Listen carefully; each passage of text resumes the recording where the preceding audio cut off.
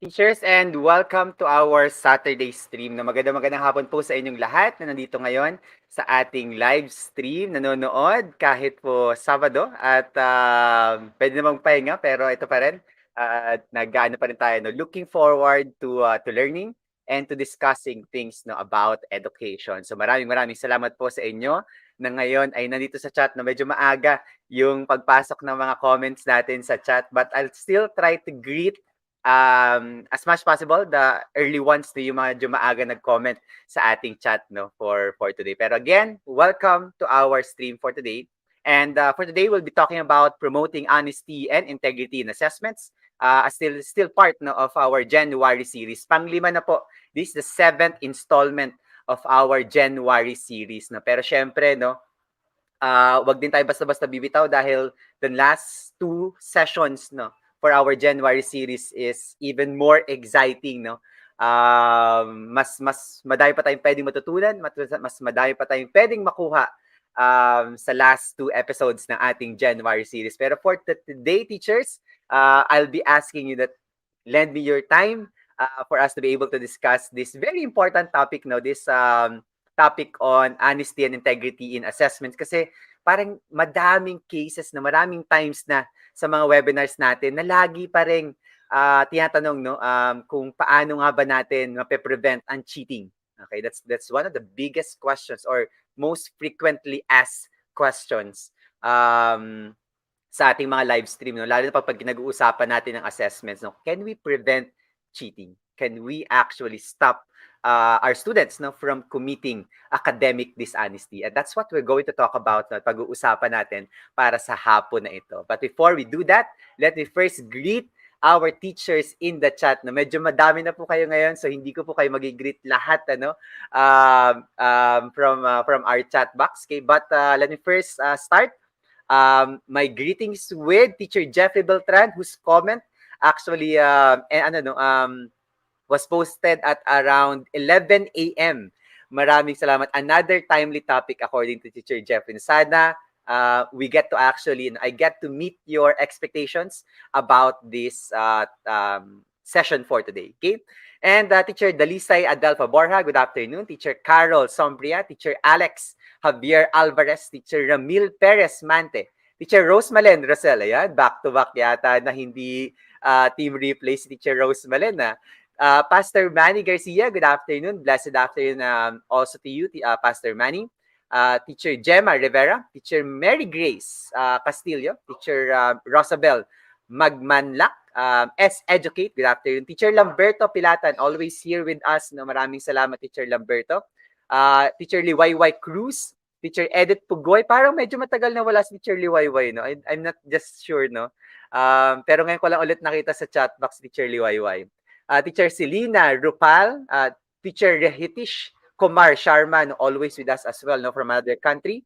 Teacher Reyes Dalian, Teacher Alexander Gunyo, Teacher Rolinda Borja, Strelita Hechanova, Teacher Eli Austria, Teacher Romel Rosita, kanina lang, kaka-like ko lang sa post si Teacher Romel, no? Nag-ano pa yan, naglalaba, gumagawa pa ng mga household chores, no? Bago, of course, bukod pa sa mga tungkulin bilang mga guro, no? Salute to you, Teacher Romel, no, for all the things that you do as a father and as a teacher. Teacher Jennifer Garalde, PUPST Angel Rose Marty, I think this is one of our student teachers, no? Kita niyo naman, teachers, no? Hindi pa sila licensed pero talagang patuloy na kagad ang professional growth, no? Or pinapasok na kagad nila yung iba't ibang mga PDs para mas mapaunlad pa yung mga sarili nila, no? That's actually a very exciting thing to see and to also know, no, that ang mga future teachers natin mayroong thirst, no, for growth or for professional growth. So Teacher Angel, claiming na kagad kahit wala pang license, pero claiming na kagad tayo that you will be soon a licensed teacher, no? Teacher Ria May Galye, Teacher Hazel Ann Nicole Dorado, and of course Teacher Lorena Villano. For the rest po, magandang hapon po. Good afternoon to everyone. Sa mga hindi ko po nag-greet, no, personally, apologies, no, pero maraming salamat once again for being with us here in our session for today. Pero teachers, konting reminders muna tayo bago tayo mag-start ng ating session for today. Number one is that if you have questions, please put that in the chat. No, I'll try to address as soon as possible yung mga questions nyo as soon as they appear in the chat. But of course, I can't promise na masasagot ko po, no, or ma-address ko lahat ng questions natin. Okay. Second is that I'll be this session is also a certified session. So it means that you'll be getting a certificate after you have accomplished the evaluation form. So please make sure that you accomplish the evaluation form. Okay. And then of course, teachers, just like always, please, I invite everyone for your insights, okay, ideas, okay. Share that in the chat, no, kasi malaking tulong po yan. So everything that we're going to be able to share with to each other today will be contributing to the discussion. So let's contribute, no? Makisawsaw tayo, makipagtalakayan tayo. Let's share our insights, no, questions or answer to the questions in the chat. Yan. Maraming salamat po. So those are some of our reminders, okay? For this, for our session for today. Okay? So teachers, let's now begin. No? Yan, at special greetings to Teacher Yulene Flores from Unified Makati, no? Kasi syempre, isa tayo sa mga advisors, no, ng Unified Makati chapter. Yan. Magandang hapon po, Teacher Yulene. Okay? Anyway, let's now begin our session, no, on promoting honesty and integrity in assessments. Okay? So we'll be having a full 2-hour webinar for today. Hopefully, a full 2 hours, no? At hindi po tayo lumampas, no? I'll try to keep it within our 2-hour session for today. Okay? But before we do that, para lang po sa hindi pa nakakakilala sa akin, I'm Franco Di Colopiado, no? One of the administrators of Kaagapay Teacher Support. Okay? And I'm also a Google for Education certified trainer, innovator, and a coach. Okay? So again, teachers, okay, this is a sharing of what I know, what I have researched about, and my perceptions about academic honesty and integrity. It will not be as exhaustive, of course, no? Hindi natin kayang maging sobrang exhaustive pagdating sa coverage ng talk natin for today, but we'll try to cover as much grounds as possible about academic honesty and integrity. Okay? So yan ang short introduction about me. Okay? So for our session for today, we'll be trying to evaluate incidents and impact of cheating in schools. Okay? So we'll have some numbers, some research, some data from conducted researches. Okay? We'll also be discussing perceptions of teachers and students about cheating. So how different and how similar the perceptions of teachers and students, okay? Or the general perceptions about cheating. Okay? And of course, we're also going to try to identify different paradigms in addressing academic dishonesty. Our disclaimers that we will not be able to solve academic dishonesty today. No? Okay, that's siguro yung pinaka-clear at pinakamahalagang disclaimer natin for this afternoon. No? This is not like after this session, alam ko na paano i-address lahat ng academic dishonesty. Kasi technically, teachers will have to also recognize yung complexity na academic dishonesty. Lalo na ngayon, with the advent of technology, with our students becoming even more tech savvy, mas lumalalim, mas lumalawak, mas nagiging complicated, at complex yung konsepto ng na academic dishonesty. Kasi before, if you talk about academic dishonesty, we just like if you are, for example, from the 90s, kung tayo ay ng mga bata pa tayo, academic dishonesty is simply like having a kodiko. Okay? O kaya tumitingin sa katabi habang nag-exam. That's your academic dishonesty, back in the old days. Pero ngayon, with that match technology, with this match technology available to all of us, napaka-complex na ng konsepto ng academic dishonesty at napaka-prevalent, to say about that, hindi natin siya pwedeng i-deny na hindi siya nangyayari. It's here, it exists, and it's actually a concern of the education sector. Okay, so that's what we're going to talk about and we're going to cover for today. As for our coverage, okay, para lang clear tayo sa ating mga expectations at sa ating mga titingnan para sa hapon na to, we'll have first an introduction titingnan muna natin the definition of academic dishonesty, the different types of academic dishonesty, and then we'll proceed to some cases of academic dishonesty and perceptions. Okay, and of course, we'll deal no we'll talk about no the paradigms in addressing academic dishonesty, no. How should we approach it? Okay? Ano yung mga possible approaches na pwede natin gawin? And teachers, meron akong surprise sa inyo mamaya, no, because we have a special guest for this afternoon, no, who will also be talking about no a certain tool that can help us in maybe minimizing and also helping our students become more academically honest. Okay? So, yan ang ating surprise mamaya. I'll be introducing him later on. And of course, we'll have an open forum. We'll invite, no, siguro kung nandun na, if our guest speaker for today, our special speaker for today can stay, he can actually also join our open forum to discuss more about academic dishonesty, no? Para meron din tayong perspective from another country. Okay? Kasi hindi po siya taga Pilipinas, no? He's actually from a different country. And of course, the last one is that we'll have a session evaluation. No? I'll be giving the link for the evaluation of this session, and so that you can get your certificates, and we can get insights from you on how we can become much better, no, as as facilitators of webinars, as designers of professional development activities. Okay? So teachers, I hope that's clear. Okay? I hope that's ano na tayo, no? Nasa same page na tayo ngayon kung anong mga expectations natin at i-cover natin for this afternoon. Okay? So let me begin our session, no? Of course, with an introduction to academic dishonesty. Okay? But before we do that, okay, mag-check-in muna tayo pala, no? Nakalimutan ko, meron nga pala akong check-in activity, no? Para lang maramdam, ano rin, mag-gauge natin how we are because of all the things happening right now with the Omicron variant, no, devastating our country right now and challenging our country. May I have just some emojis, no, that best describes your feeling today. So pakilagay lang po sa chat yan. Kung hindi po emoji, maybe a description of how you're feeling today.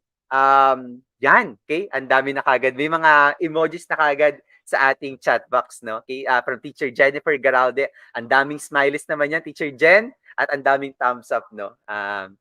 Hopefully, yan. Mukhang puro, puro positive naman so far. But again, teachers, no? It's valid, no, kapag nakakaramdam tayo ng anxiety, nakakaramdam tayo ng stress, nakakaramdam tayo ng pagod, it's valid. Okay? So, huwag nating kakalimutan yun. Kasi baka lang, yung ating pagiging, yung ating superhero, complex bilang mga teachers, or Superman complex natin bilang mga teachers, no? Laging lumalabas yan. Kasi, syempre, talagang tayo eh. We're beings of energy. Kahit meron tayong sakit, kahit meron tayong dinadamdam, we always exude that positivity. No? Pero of course, even the times na pagod tayo, we're tired, we're anxious, we're frustrated, disappointed, those are all valid. I-recognize lang natin, okay?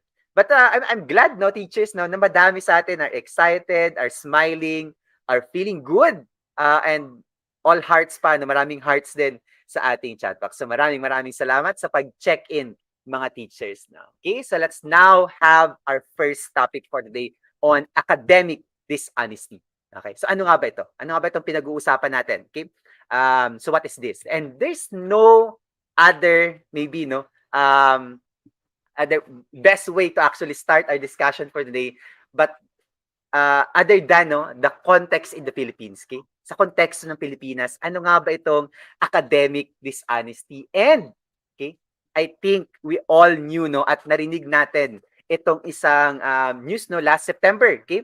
I think this is September 2021, okay? Kung saan nagkaroon ng, or naging issue, yung tinatawag na online kopyahan, okay? Taas po ang kamay or shout out po sa mga, or mention po sa chat natin, teachers, kung narinig nyo rin po, or nakita nyo itong news na to, or na-check nyo rin to, no, itong public group na to, okay? Kasi bilang teacher, siyempre, curious ka, ano nga ba itong online kopyahan na to, no? Okay? And medyo staggering, no? At talagang tindig balahibo, no, yung numbers, okay? So we have the membership before it was put down, it was before it was closed, no, by Facebook, it was around 600,000 to almost 700,000 membership. And that's teachers, no, if we're going to put that, no, in relation to the number of enrollees, that's around 2.3% of the 26 million enrolled students, no, last 2021. Ang dami nito, teachers. And teachers, no, ito yung mga mga members, no. Syempre, ano pa yan, may mga networks pa yan, okay? If you actually search now in Facebook, makakakita ka pa rin. I saw one just this morning. Meron pa isa, online kopyahan din with 250 members. Okay? 250 members, teachers. At ano nangyayari dito, teachers, sa loob ng online kopyahan na to, kung sa mga hindi po nakapakinig ng news, no? Basically, several things are happening here, no?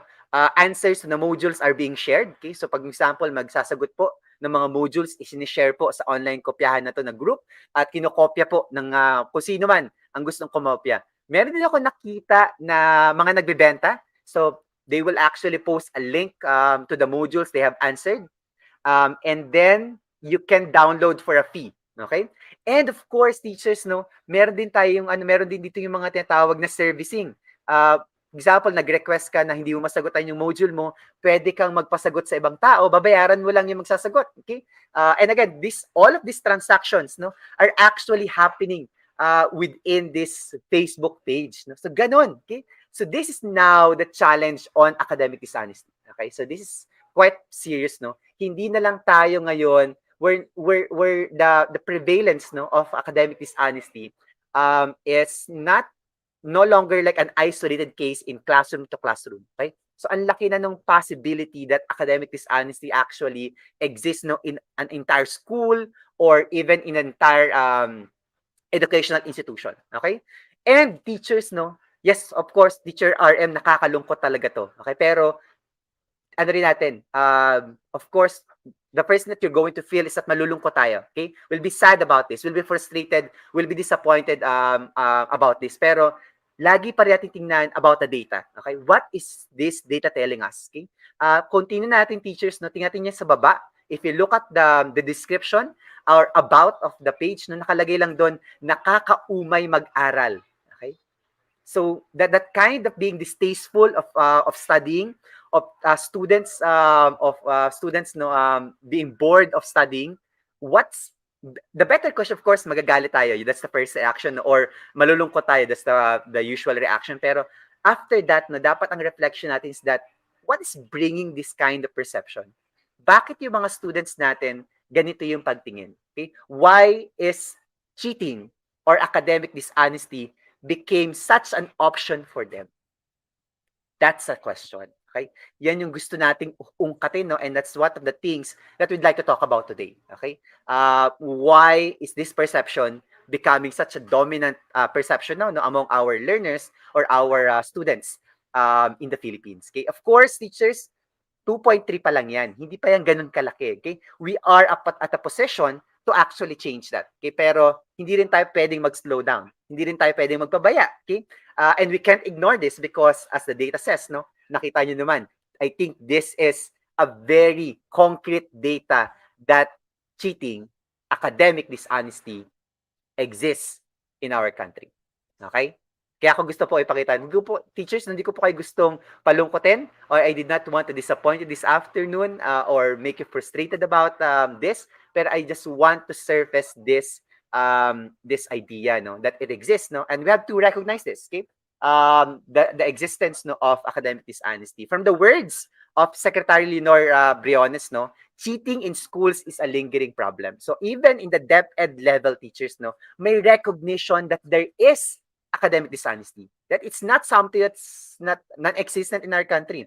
It is actually existent. Okay, there's a recognition, no. Okay, and according to Secretary Briones, I am not justifying it. I am merely stating that it exists and we will not tolerate it. Actually, right after this issue, okay, was made public, no. Secretary Briones and the rest of the DepEd actually released a statement, no? Mamaya pag-uusapan natin yung DepEd memorandum na yan about academic honesty and integrity in our education. Okay? Pero sabi nga ni Secretary Leonor Brinos, which will go back to it later on, no? Sabi niya, cheating is not is a problem in society, not just in the Philippines but in human nature itself. So, pag-uusapan din natin yung aspect na yan, okay? Um, about it as a human nature, part of our human nature na yung cheating, okay? So, we'll talk about that in our discussion for today, okay? So this is the DepEd memo, no? If for those who have not heard about this, no, this is the DepEd memorandum DMOUCI 2021-395, no, dated September 20, 2021, in response to the online kopyahan incident, no, in Facebook. Okay, so yan po yung nirelease ng DepEd. We'll actually go through some of the recommendations from this memorandum para mapag-usapan natin at ma-evaluate natin in a way yung mga recommendations, okay, ng DepEd, okay? But let's now first define, no, ano nga ba pag sinabi nating academic dishonesty? Pag pinag-uusapan natin to, no, it's basically, this is from the Worcester Polytechnic Institute, okay? WPI.edu. Yes, of course, no, syempre kailangan nating pangatawanan ang pagsasite, no, at academic honesty even in our session for today. Okay? So according to WPI, no, academic dishonesty is any act which interferes with evaluation of academic work, no, through the misinterpretation of the work being evaluated and the student's actual knowledge, no. So teachers, ang pinaka-aspect natin, no. So malawak talaga, no. There's the idea of academic dishonesty is actually very broad, no. It actually covers anything that interferes us, teachers, educators, from properly interpreting a student's learning outcome or performance. Okay? So madami yan. Hindi lang po siya, no, yung usual natin na cases of cheating, that cheating with codes or cheating with copying someone else's work, no? So napakalawak po, no, ng konsepto or the concept of academic dishonesty. And again, it boils down, no, to the concept of interference. Okay, so once there is an interference of reading or evaluating a student's performance, that is academic dishonesty already. Okay, as mentioned here as well, a student's academic integrity is vital to the academic environment, as education involves the search for acquisition of knowledge and understanding which are in themselves intangible. No? So mahirap malaman kung na-acquire talaga ng isang estudyante, okay, ang isang skill or knowledge, okay, kapag merong academic dishonesty. Say for example, no, if a student, okay, asks someone, for example, yung sasabi natin kanina, no, yung academic servicing, if a student asks someone to do the project, no, so wala ka na kagad way to actually tell if the student actually acquired the skills and the knowledge because someone else did the project for him. So yan ang ating yan ang ating definition. Okay, of course, we can always come up with a definition from a school, how we define it, pero there's always that standard universal understanding of what is academic dishonesty. Okay? So para lang po clear tayo, no, and we are all on the same page. So now, when we talk about academic dishonesty, no, we're talking about several cases, no, or several types of academic dishonesty. The first one is cheating. Okay, so yan yung pinaka-common, no, and usual case of academic dishonesty. So we're talking about cheating, no, basically is taking or giving any information or material which will be used to determine academic credit. Okay, so yan yung usual natin. For example, copying from someone else's work. Kaya during exams, no, yung nangungopia ng mga ng answers, okay? O kaya sometimes even those that are supplying, no, parts of the examination to someone else, that's still, no, considered as cheating. Okay? Now, aside from that, teachers, no, hindi lang yan kasi ang cases natin ng academic dishonesty. And you'll have to be aware, no, teachers, no, sa lawak, no, at sa variations na academic dishonesty so that we can properly label them whenever we deal with our students. Okay? And we can also spot them, no, kasi baka minsan meron tayong mga pinapalampas na incidents, okay, of academic dishonesty, not knowing those are academic dishonesty already. Okay? So the second one is bribery. Okay? So bribing someone for an academic advantage or accepting such a bribe. Okay? So twofold yan, teachers, no? Yung nagbigay at yung tumanggap ng bigay, no? Or the bribe, no? Or receiver of the bribe are both committing bribery. Okay? And this is actually exists, no? Between students to students, teachers to students. Okay? That's also actually also happening. Um, there have been cases, for example, no, of some teachers maybe accepting bribes from parents. Kaya nga meron minsan mga schools, no, na meron sila mga no gift policy kasi they also see, no, gift giving as like a bribe, no, for some schools. Of course, it depends, no, how you situate it, how you actually package it, no. Hindi naman lagi, for example, no, na yung regalo could actually be perceived as a bribe. No? Okay, for me personally, there should be like a very direct incident, no, wherein something is being given in order to take an advantage. Okay, so that's bribery, no. So again, that's also considered academic dishonesty. Okay. Third one is misinterpretation. Misinterpretation is any act or omission that is intended to deceive an instructor for academic advantage. Ito naman yung teachers, no, yung ways ng mga students natin minsan na nag-misinterpret, for example, ng mga instruction, okay? Say, for example, that they did not know that it was the instruction or the standards being asked from an assessment, okay? Something like that. Yung mga sinasabi, for example, na, ay, teacher, hindi ko po nakita instruction, okay? While you were asking for a PDF, someone submitted a video, okay? Something like that, okay? So that's misinterpretation. That's also considered an academic dishonesty. Okay, because again, the students, no, might be intentionally misinterpreting information from your assessments, okay, so that they can gain certain academic advantage. Okay. Fourth one, conspiracy. Okay, yung conspiracy means working together. So yung mga collusions, no, with one or more persons, okay, to commit or attempt to commit academic dishonesty. Ito naman yung mga sort of like mga barkada or mga group of people, no. We can actually say, no, that online kopyahan is a conspiracy of students, no, for academic dishonesty. Okay, so that's also considered, no, academic dishonesty, no, yung attempting group or working together to attempt an academic dishonesty.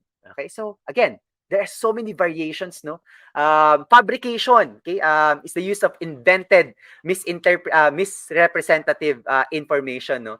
This is very common sometimes, no. I don't know if you have encountered already yung tinatawag na minsan nangyari sa mga science teachers natin, meron tayo, for example, yung mga tinatawag natin mga investigatory project, no. Sometimes pag may mga students, for example, hindi nakapag-experiment, hindi talaga nakapag-collect ng data, magpa-fabricate sila. Gagawa, no, mag-i-invent ng mga information para lang mapunan yung mga worksheets natin or the investigatory project, no. That's very common in those cases, no. So even fabrication, invention of information in a particular assessment is considered academic dishonesty. Okay? Duplicate submission. Ito naman, teachers, yung mga cases natin, no, ng students natin that are submitting same work to different subjects. Okay? Sinubmit, for example, sa English, sinubmit ulit sa for example, sa science, okay, or sa iba pang subjects, or sa social science, no. That's duplicate submissions. That's also a academic dishonesty. Okay? And teachers, no, this is quite common, no, not more particularly pagdating sa mga sa college level or tertiary, okay, sa undergraduate or graduate level. So mga research papers natin minsan, no, are being submitted in duplicates, no. So pare-pareho sinasubmit to different subjects. Okay? So that's duplicate submissions. Okay? Can we consider, for example, the resubmission of works a duplicate submission? Could actually be, teachers, no? I have encountered the question last time. May nagtanong sa akin, Sir Franco, can we prevent our students, no, resubmitting their works, okay, in Google Classroom despite the deadline already passed, okay? Teachers, unfortunately ngayon wala pa. Okay? So wala pa tayong features no na pwede mo i-resubmit or we can or stop our students from unsubmitting their works, okay? Pero what I suggest teachers no kapag na-encounter niyo po yan sa Google Classroom niyo, you can actually do is to lock the folder of submission. Okay? So punta po kayo doon sa Google Drive niyo, i-lock niyo po yung folder para po pag katapos ng deadline, tapos na rin kayo. Okay? Ano lang yun, very, very quick tip lang, teachers. Okay? And of course, sorry, naulit lang yung yung misinterpretation. Academic misconduct no is also a violation of school policies by tampering with grades or obtaining or distributing any part of test or assignment no. So teachers, that's also a considered no academic dishonesty. For example, yung mga students na ayaw makita ng parents na bumagsak sila, pinapalitan yung grades nila. Okay, so for example, nilagay mo 65, they will change it to a higher grade or kung letter grades, binabago nila. Last time actually nakakita ako no ng parang TikTok video yata to no kung paano palitan yung mga letter grades into a higher grades no. I don't know. Syempre matutuwa ka pag nakita mo yun kasi parang wow, ang galing niya magbago ng letters. Pero the bad side of that, teachers, that yung mga ganong klase ng TikTok videos, okay, actually normalizes these kinds of activities. So pag nakikita ng mga students natin yan, no, lalo na for example sa TikTok, na nakita nila, oh, pwede naman palang gawin yun. So let's do it. Okay, so those are the kinds of social media materials no na sana hindi natin pinopromote because it actually normalizes academic dishonesty. Even no, last time nag-start ako ng TikTok ko, I started also with debunking certain parang cheat codes sa TikTok na maraming lumalabas ng mga videos na nagpo-promote ng how to cheat in Google Class, on Google Forms, how to cheat in this particular platform, etc. Again, those kinds of things, mukha lang siya na nakakatuwa, pero actually normalizes academic dishonesty, which we don't want. Yun yung ayaw nating mangyari. Okay? Na ma-normalize ang academic dishonesty. Okay? So teachers, and of course, no, the last one, okay, at wag nating kakalimutan, no, is yung concept ng plagiarism. Okay? At ito very, very, prevalent, no, in our educational sector. No? So plagiarism basically is representing someone else's work or ideas as your own. Okay? With or without their consent, by incorporating it into your work without full acknowledgement. And teachers, no, itong plagiarism does not like honor no yung tinatawag nating unawareness no, kahit for example hindi ka aware, okay, and hindi mo na cite, that's still plagiarism, okay? Kasi as for example no, kung nagre-research ka as the researcher or the writer, it's your responsibility to actually verify your information, and that also takes into account no where you're getting your information, okay? Ang pinaka purpose dito teachers no, pinaka aspect ng why we have to we cannot tolerate no plagiarism is that it does not promote intellectual property rights. Okay. Second is that it actually does not promote creativity from our students because if they continue to plagiarize things, no, they will stop thinking. Okay? They will simply just copy paste things, no. At minsan nakakatawa minsan teachers, no. I don't know with our students sometimes, okay, magka-copy paste na lang talaga ano pa eh. They would not even like rethink how they copy paste. Pati yung hyperlink naka-copy paste no ng mga estudyante natin kaya nahuhuli talaga sila sa mga ginagawa nila. Okay? So anyway, teachers, so marami tayong cases no, another hand ng academic dishonesty. So it's not just the mere copying someone else's work. Okay? So there are many variations of academic dishonesty that as educators we'll have to be very aware of. Okay? Para the more that we are aware of about these cases of academic dishonesty, the better that we can act on it. Okay? Because not acting on academic dishonesty is also going to contribute in the promotion of academic dishonesty, which again, we don't want. Ayaw natin yung ganong klase ng perspective no on this on academic dishonesty. Okay? Gusto natin ma-prevent no. Kung hindi man ma-prevent, ma-slow down ang academic dishonesty sa ating sector in the educational sector. Okay? Now, question teachers, okay? Let's share in the chat bago tayo pumunta sa ating next topic, okay? Can we prevent academic dishonesty? Just a simple yes or a no. Okay? So we'll just wait for your answers, no? At tingnan natin kung gaano kadami yung mag-yes, no, at mag-no sa ating ano no, chat box ngayon. Okay?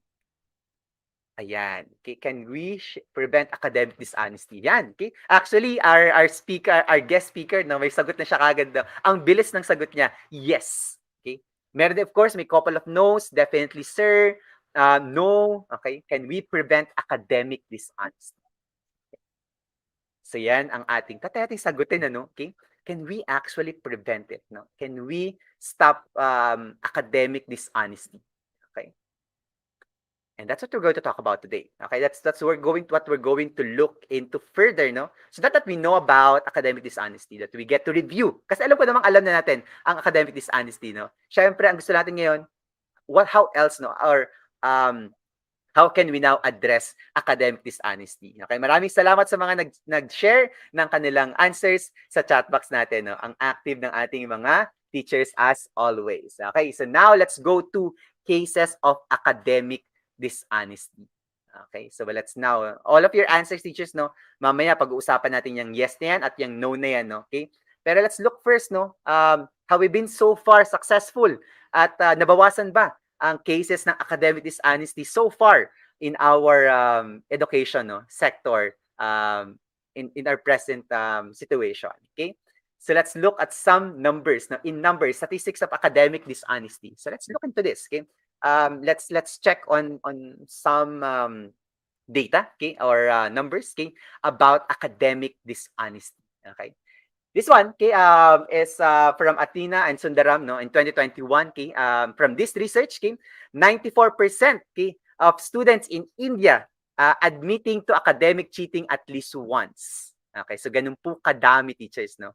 So this is like a staggering number, no. Let's like almost all, no, of students, no, well, at least given in that research, no, of course hindi man yan talaga ano, no, it's representing a certain subject na for that research, pero that's a reflection, no, of how much students, no, have committed, no, or have at least once, okay, committed academic dishonesty or academic cheating. Okay, that's 94.3% teachers, no? Hindi po yan maliit na number. Okay? This one, from Paya Martin Saana et al. Okay? 40% of students in African institutions, in an African institution have witnessed cheating, admitting to academic cheating at least once of which 94% were unreported. Okay? So ibig sabihin, teachers, madami ring nakaka-witness, no, ng cheating, no, even in, for example, in this African institution, okay, and in that cases, no, being witnessed by students, okay, 94% of them are unreported. Okay, so ibig sabihin, okay, there's also that validation, no, that people get from committing academic dishonesty. So basically, what happens is that if someone commits an academic dishonesty and someone notice it or witness it, that someone will actually not report. Okay, so it actually validates, okay pala yung ginagawa ko. Okay, that I can actually continue doing what I've been doing. Okay, so that's pumapasok na rin dyan, no, yung societal aspect na academic dishonesty. Okay, so it's not just individual choices, no, this academic dishonesty is also being reinforced at a societal level. Okay, mamaya pa pag-usapan natin Teacher June Ward, no, yung reasons, no, possible reasons, okay, for academic dishonesty. Okay, from this one, 70% of undergraduate students admit to cheating, no, in this particular research as well. Okay, that's also tells us, no, that academic cheating is not only in the basic education, no? Kahit sa tertiary level, pumapasok pa din ang academic cheating, no? Sometimes nga mas tumataas pa, no? Okay? 75.2% of graduate students admit to some form of academic dishonesty as well, no? So kahit pagkatapos graduate, no, at the graduate level, sa mga nagma-masters or minsan sa postgraduate level, okay? Meron pa ring academic dishonesty. So this is the numbers, no, in one of their research as well, from 4,000 Canadian and American educators, okay, said they ignored cases of academic dishonesty. Okay? So this is like 50%. Okay?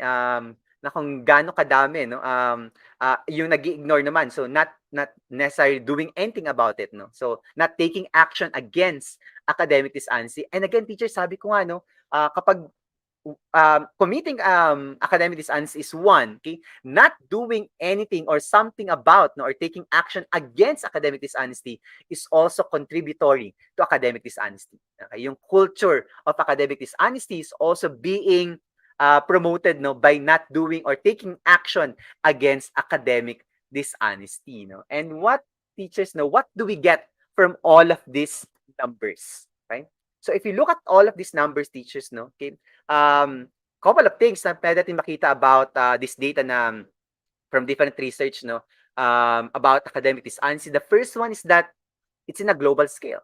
Okay? So academic dishonesty is not an isolated case in a country. It transcends political borders. Okay? So hindi lang to problema, for example, ng Pilipinas teachers. Okay? So if you're, for example, experiencing or have witnessing increase or cases of academic dishonesty, believe me, that also exists in other countries. Okay?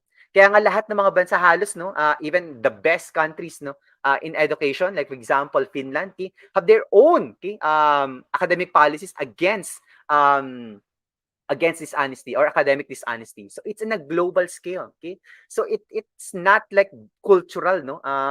Hindi lang siya na-define ng ano ng political borders natin, okay? It actually transcends, no, those political borders, okay? Second is that it's very complex, okay? As we can see, no, that reasons for cheating is not merely laziness, okay? So hindi lang talaga mayroong academic dishonesty kasi tamad yung mga estudyante natin. Because that's so easy to assume, no? Kaya siya nag-cheat kasi tamad yan. Okay, ganun. Or that boy cheated because, or that student cheated because that's his or she's actually lazy. Okay, something like that, no? Okay. There are actually, no, which I actually going to talk about later on, Teacher June Ward, no, are more factors, no, associated to academic dishonesty. Okay, and of course, yung concept ng continuity. Okay? That academic dishonesty, no, persists from the lower levels up to the higher levels. Okay? So kahit saan ka pumuntang grade levels, no, merong cases or merong incidents, no, ng academic dishonesty. Pero teachers, no, surprisingly, if we think about it, sa lower levels, for example, sa mga grades 1 and 2 natin, no, or mga kinder natin, mas mababa or sometimes nga bihirang-bihira ka maka-notice, no, ng cases of academic dishonesty. Okay? At that's also one of the things that we're going to talk about later on. Anong meron dun sa grade levels na yun? And why is it that habang tumataas yung grade level, minsan tumataas din or dumadami rin, mas nagiging prevalent yung cases natin ng academic dishonesty. And of course, teachers, no, part din ng mga numbers na to, it tells us that concepts about policies, no, will actually play an important role in addressing academic dishonesty. Yung strength of policies determine extent of academic dishonesty. Gaano katibay at gaano kaganda ang kanilang academic policies, no, against academic dishonesty. Okay?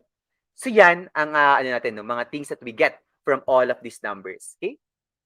Now, look at these teachers, no? Let's share again in the chat, okay?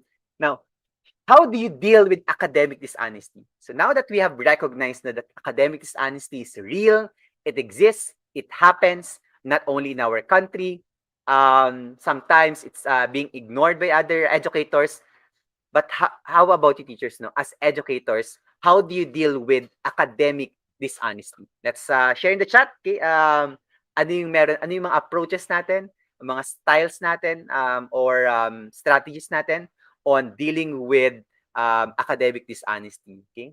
Are you more punitive or are you more in a way building or more formative for your approach to academic dishonesty? Okay? So let's share that in the chat. Okay? Maraming salamat po sa mga greetings so far. Okay? Okay, this one from Teacher Archie. Having answer keys at the last page of the modules tempted our students to do the cheating. So yan, no, kailangan natin i-recalibrate ulit yan, Teacher Archie, later on. No? Okay? Teacher says, Hinate, by giving performance-based assessment. Maraming salamat. Teacher JV Paul Tuazon called the attention of the students, okay, and inform the parents. No, so again, I think that's what's good about Teacher JV's answer is that there is like action to the student, okay, and there's also a collaboration or involvement of the parents, which we're also going to talk about later on. No? Yung tinatawag nating parent homeschool collaboration when dealing with academic dishonesty. Okay? Teacher Fidelina, I personally message my students to explain what happened and why. Okay, very personal, no? Very individualized yung approach ni Teacher Fidelina. And that's actually very good, no? Kasi sometimes, not actually sometimes, no, academic dishonesty or cases of it could actually also become like cause stigma to our students kapag ano sila, na spotlight sila, na for example, napahiya mo yung students sa class, no, for of course alam nating mali siya for committing academic dishonesty, pero that actually aggravates the situation because nagkaroon pa siya ng social stigma because he has been spotlighted as a cheater, no? At baka ma-label pa siya, okay? Teacher Elmar giving sets of assessments, different sets, no? By giving project-based assessment. Teacher Manolito White, no? Napakagandang suggestion. We're also going to talk about that later on.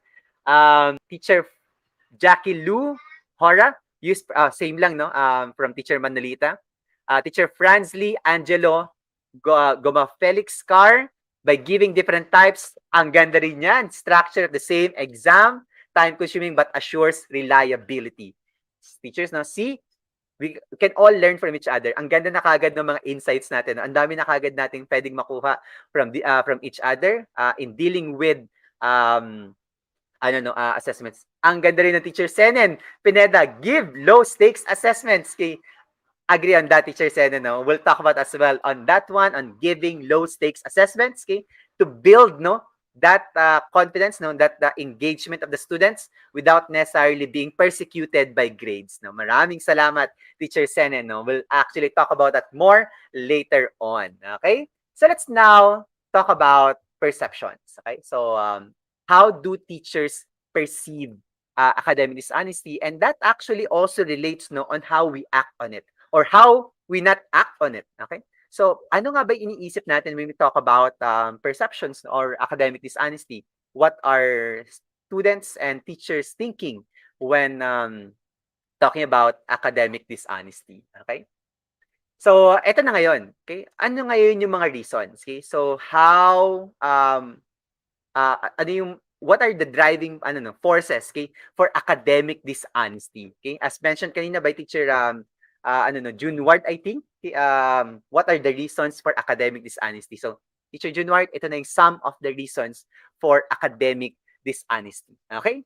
Now, so we talk about academic dishonesty. So the first set of reasons, no, for academic dishonesty would be these 5. Okay? So the first one is, this one is from Sarita from 2015. Okay? So the first reason, no, for academic dishonesty would definitely be peer pressure. Lalo na sa mga adolescents natin, sa mga teenagers natin, going to adolescent, yung peer pressure, okay, is actually very high, no? Okay? Influence of popular students to unpopular students. Okay? So for example, kapag yung mga popular students, okay, commit cheating, there's also a tendency that the unpopular students will actually be, no, persecuted for not being in or cool with cheating. Okay, so that now actually, no, creates, no, or the normalization of academic dishonesty among the students because of the popular students. Okay, so yan yung peer pressure, no. So parang sinasabi, for example, ay, ano yan, teacher's pet yan kasi hindi nakikisama sa atin. Kasi sometimes ganun pa yung nagiging labeling natin, no. Kapag hindi ka nakikisama sa cheating or nakikikulude, no, into cheating. Okay, that's that brings, no, also academic dishonesty. Okay? Second is home environment, no. Situation at home, particularly parent-child relationship, okay, could actually also cause academic dishonesty. Walang tulong sa bahay. Lalo na ngayon, for example, that we are delivering learning packets and modules at home. Kapag si student, for example, is not actually receiving enough supervision or enough help from the parents, okay, the student, especially kung hindi niya talaga kaya yung task, okay, would actually result to cheating. Okay? that's going to be always a temptation. Okay, I can't do this. Okay, it's so hard, it's so difficult. My parents are not home, they're working, or they don't give time to me. That will actually be a situation for the student to consider cheating. Okay. Of course, the third one, no, is learning style. Okay, inability to perform, or low perception to succeed. No, so since students, no, have different learning styles. No, again, teachers, no, sinasabi natin is that while some people would claim, no, that learn different learning styles is a myth. I disagree. No, I think we have to also recognize that our students are different. No, when it comes to how they perceive information and how they process information. That's what I'm going to be very important. If the student is going to be like rigidly expect, no, to perform a task, okay, on something that he can't or she can't process very well, okay, and she's not confident or he's not confident he's going to perform well, that could also be a temptation to academic dishonesty. Okay. And of course, kay papasok din diyan yung school environment natin, school setup, policies, priorities, no? Does your school actually have existing academic policies in order to actually prevent academic dishonesty? Or baka wala, no? Or kahit, for example, kahit meron tayong mga policies, are those policies being implemented? Kasi kung meron tayong policies but not being implemented, then it doesn't serve the purpose. Okay? And it will actually create, no, or promote a culture of academic dishonesty. Okay? How about priorities in curriculum? Are we prioritizing, for example, ranking grades of our students, okay, and not actually minding the other aspect, no, of the group of our students?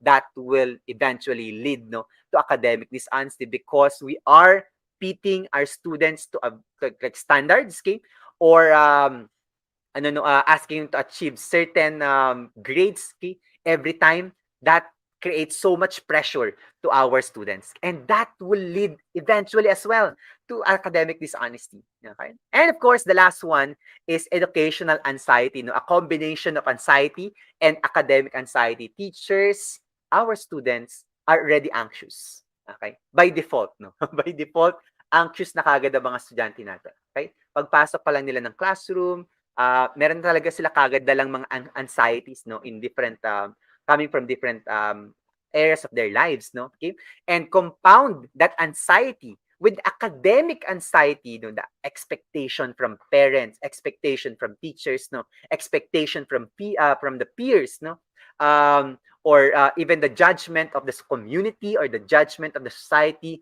all compounds to that anxiety or educational anxiety. And where do you go in order to ensure success? Academic dishonesty. That's the sad thing, no? And that's the sad reality that we're facing, no?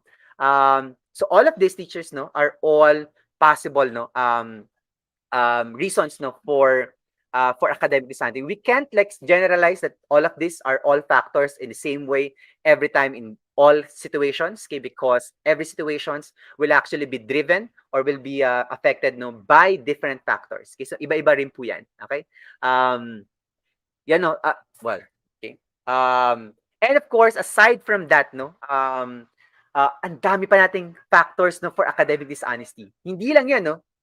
Those are some of the reasons. Okay, how about the other factors? Okay, the first one, for example, is intention to deceive. Okay, so there's internally, okay, meron talaga mga students na talagang ano nila, there's this drive, no, to actually deceive the teacher, okay, or deceive the assessment, okay, or try to interfere with the evaluation. Okay, that's very common as well. Okay, pressure to succeed. Okay, ang dami niyang teachers, no.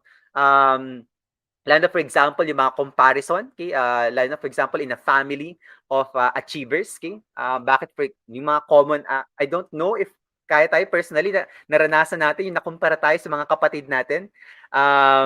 So for example, bakit hindi ka katulad ng ate mo or bakit hindi ka katulad ng bunso mo, etc. No, that's very common as well. Okay, yung pressure from the society, lalo na from a society that's being judged, no, by achievement, no? Parang pag wala kang achievement, parang hindi ka nare-recognize, no? ng society, okay, ng community, okay? So yung mga awards natin, yung mga medals natin, okay, has always been no what most people are striving for in order to validate no one's achievement no or performance, okay?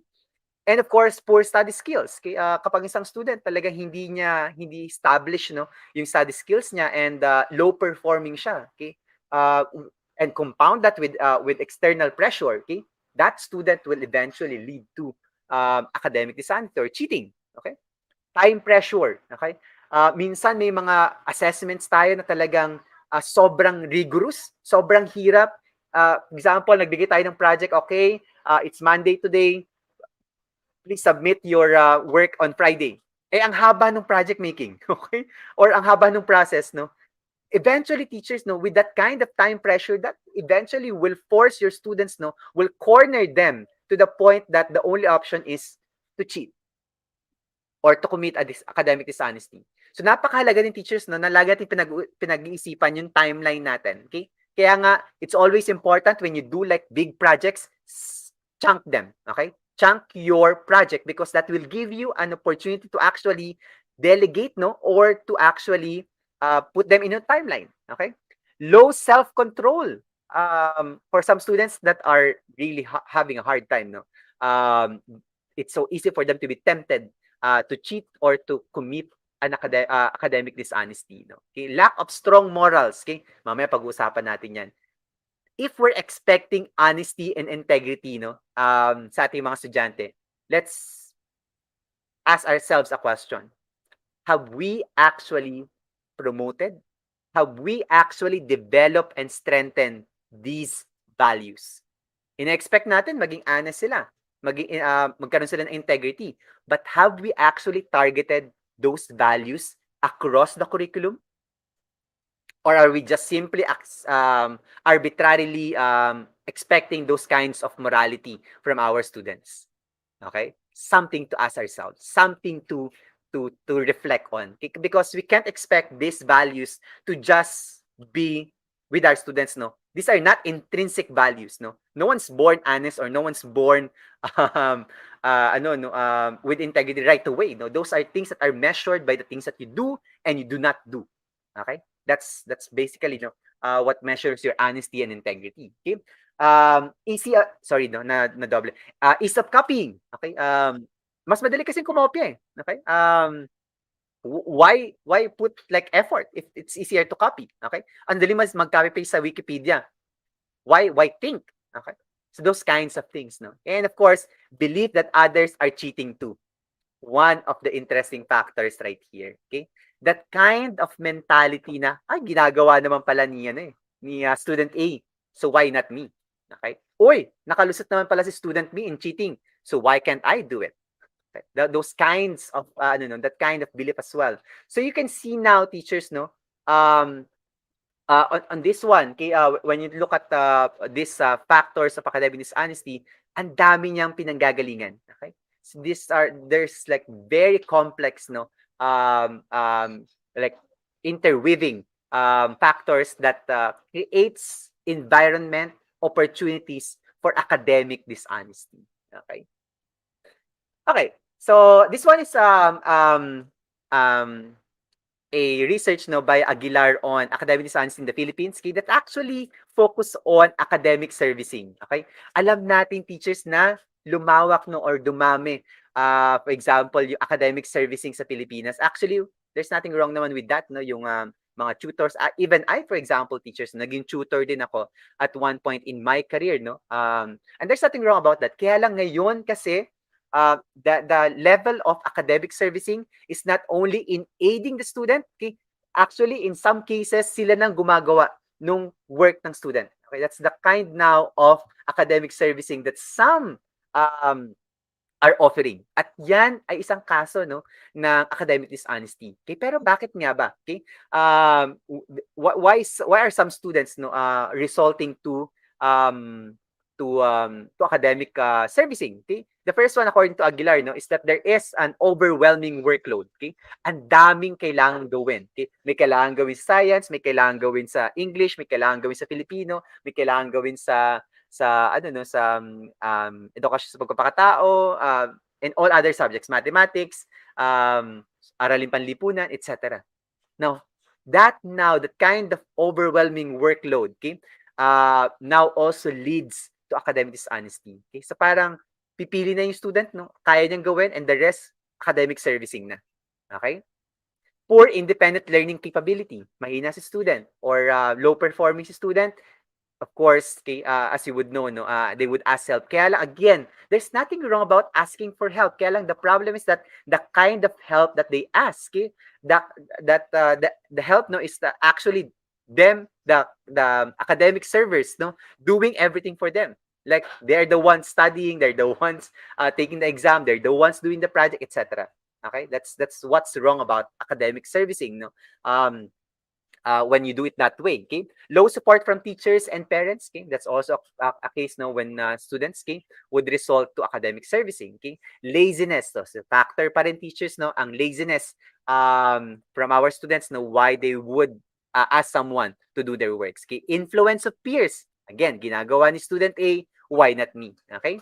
And of course, pressure to get good grades. Okay, so always that aspect, no, of grades. Okay, are we promoting a grade conscious generation of students? Okay? That's what we also have to reflect on teachers. No? Okay, because as long as we promote that kind of mentality, that grades, no, supersedes everything else. Okay, then we cannot expect, no, much honesty and integrity in our from our students. Okay, we're also going to talk about that later on. Okay, that idea of of that idea of grades, no, or how do we deal with that? Okay, and this one, perception of students on academic integrity, faculty against students. Okay, so in this research by Alicia, no, maintaining integrity is a priority.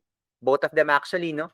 Faculty and students actually believe that that should be a priority. Okay, easier to cheat online tests. Okay, both actually has said, no, 81% from the faculty and student 83% of them actually also said yes. So there's a dominant belief, no, na mas madaling mag-cheat in an online setup. Okay, effectiveness of proctoring software, 23%. Teachers believe, educators believe, no, while 42% students believe that it actually helps, no, or it's actually effective. Okay, online proctoring invades privacy. A lot of students believe, no, that proctoring softwares actually invade privacy. Teachers, may pag-usapan natin yung mga proctoring softwares na yan. No? But basically kasi, proctoring softwares are softwares that are used in order to do online proctoring. Kasi syempre, nasa online setup tayo, no? Okay? So yan yung, for example, nakabukas yung camera ng student, naka-screen lock sila, okay? So the teachers also see what's on their screen, on their camera, etc. And for some students, that's actually an invasion of privacy. Okay? And of course, importance of academic policies. 49% teachers, educators believe that there's academic policies are important, while 7% of students, only 7% of students believe it's actually important. Using proctoring software, 46% of the faculty agree that it is a must, okay? While only 2% of students actually believe that it is a something that we should use in assessments. Okay, so teachers, may pagkakaiba ng konti, okay, pero still, no, meron pa ring differences in how students and faculty perceive academic integrity, no. And that actually should also tell us, no, because while we also design policies for academic or our academic policies for our students, okay, we also have to let or know exactly what our students are thinking. Okay, how do they view academic integrity? What for them is academic integrity? That's the kind of discussion as well that you'll have to, in a way, create in your own schools when you are creating your own academic policies. Okay. So now, what do these facts tell us? Okay, ano yung meron dito? Okay, so the first one is that look at all of these facts, no, and all of these details, okay, from these different researches, okay, is that there is multidimensionality of academic dishonesty. Okay, that academic dishonesty happens both inside and outside of the classroom. So hindi po ito usapin lang ng online or in-person classes. Okay, so in both cases, okay, we know that cheating exists. Okay? So mapa online pa yan or mapa in-person pa yan. Okay? So it doesn't mean, for example, that there might be a slight increase in academic dishonesty in an online setup, okay? But it's also true, that academic dishonesty still exists even in an in-person setup. Okay, there are internal and external factors that drive academic dishonesty. Okay, from an individual standpoint of laziness, okay, to the to the societal pressure on grades and achievement. Okay, so from individual to societal level, we are being what shapes yung discussions, okay, on academic dishonesty. And of course, normalization of academic servicing. Okay, nakita natin dito sa um, research ni Aguilar, for example, that there is now normalization of academic servicing. Okay? Kaya lang, again, we'll have to, in a way, rethink the appropriate, the acceptable academic servicing. Yes, of course, will not deny academic servicing for our students. Well, for example, kung lalo na kung hindi natin kayang i-provide sa school natin. So, them seeking academic services or servers outside of the school is okay as long as it does not interfere with the evaluation of the student's performance. Okay? And of course, similarity of teachers and student perceptions. Okay, so there's that there should be standard policies determine sorry no there is that similarity of teacher and student perceptions. Okay, based on one of the researches that we look into today. Okay, and that also tells us that that similarity in perceptions also tells us how existent, how prevalent academic dishonesty is in our educational sector. Okay, let's now share again. Okay, so now next question is, or our next sharing point is, how can we promote honesty in assessments? Okay, so kanina we are like trying to trying to prevent dishonesty. Okay, pero if we're going to like reverse that, okay, and we're going to approach in a more positive positive approach, okay, and we refocus to the concept of honesty. How can we promote honesty? Okay, so okay, again, while preventing dishonesty, on the other hand, how do we promote honesty naman? Okay, so let's wait for some answers in assessments. Make policies clear. Thank you, maraming salamat, Teacher Manolita. That's actually very, very important, teachers. Okay, it's not just important that we create policies about it. It must be clear and must be transparent. Let me also add, Teacher Manolita, it must also be transparent, okay? Must be communicated to the parents and to the students, okay? There's really no reason for policies, if they are not communicated. Like, example, why do you create a policy if only the administrators, for example, would know about it, okay? As if we're trying to police them and we're trying to catch them, but not necessarily letting them like decide, okay, and really know about the policies that we are creating. Okay, encourage effective management, use authentic assessments. Okay, establish a mistake friendly classroom. Maraming salamat, Teacher Senin, for that. Yung comfortable kang magkaroon ng mistake. Okay, yung comfortable kang that you will not be persecuted for like having like a failing grade, for example, in a quiz. Okay, instead, okay, that if we try to shift our focus on when students see a failed exam, they see an opportunity for growth. Sana yung ganung klase ng mindset, yung ma-cultivate natin sa mga estudyante. And because that's the case, we're going to have like students who are thinking and failing forward. Okay?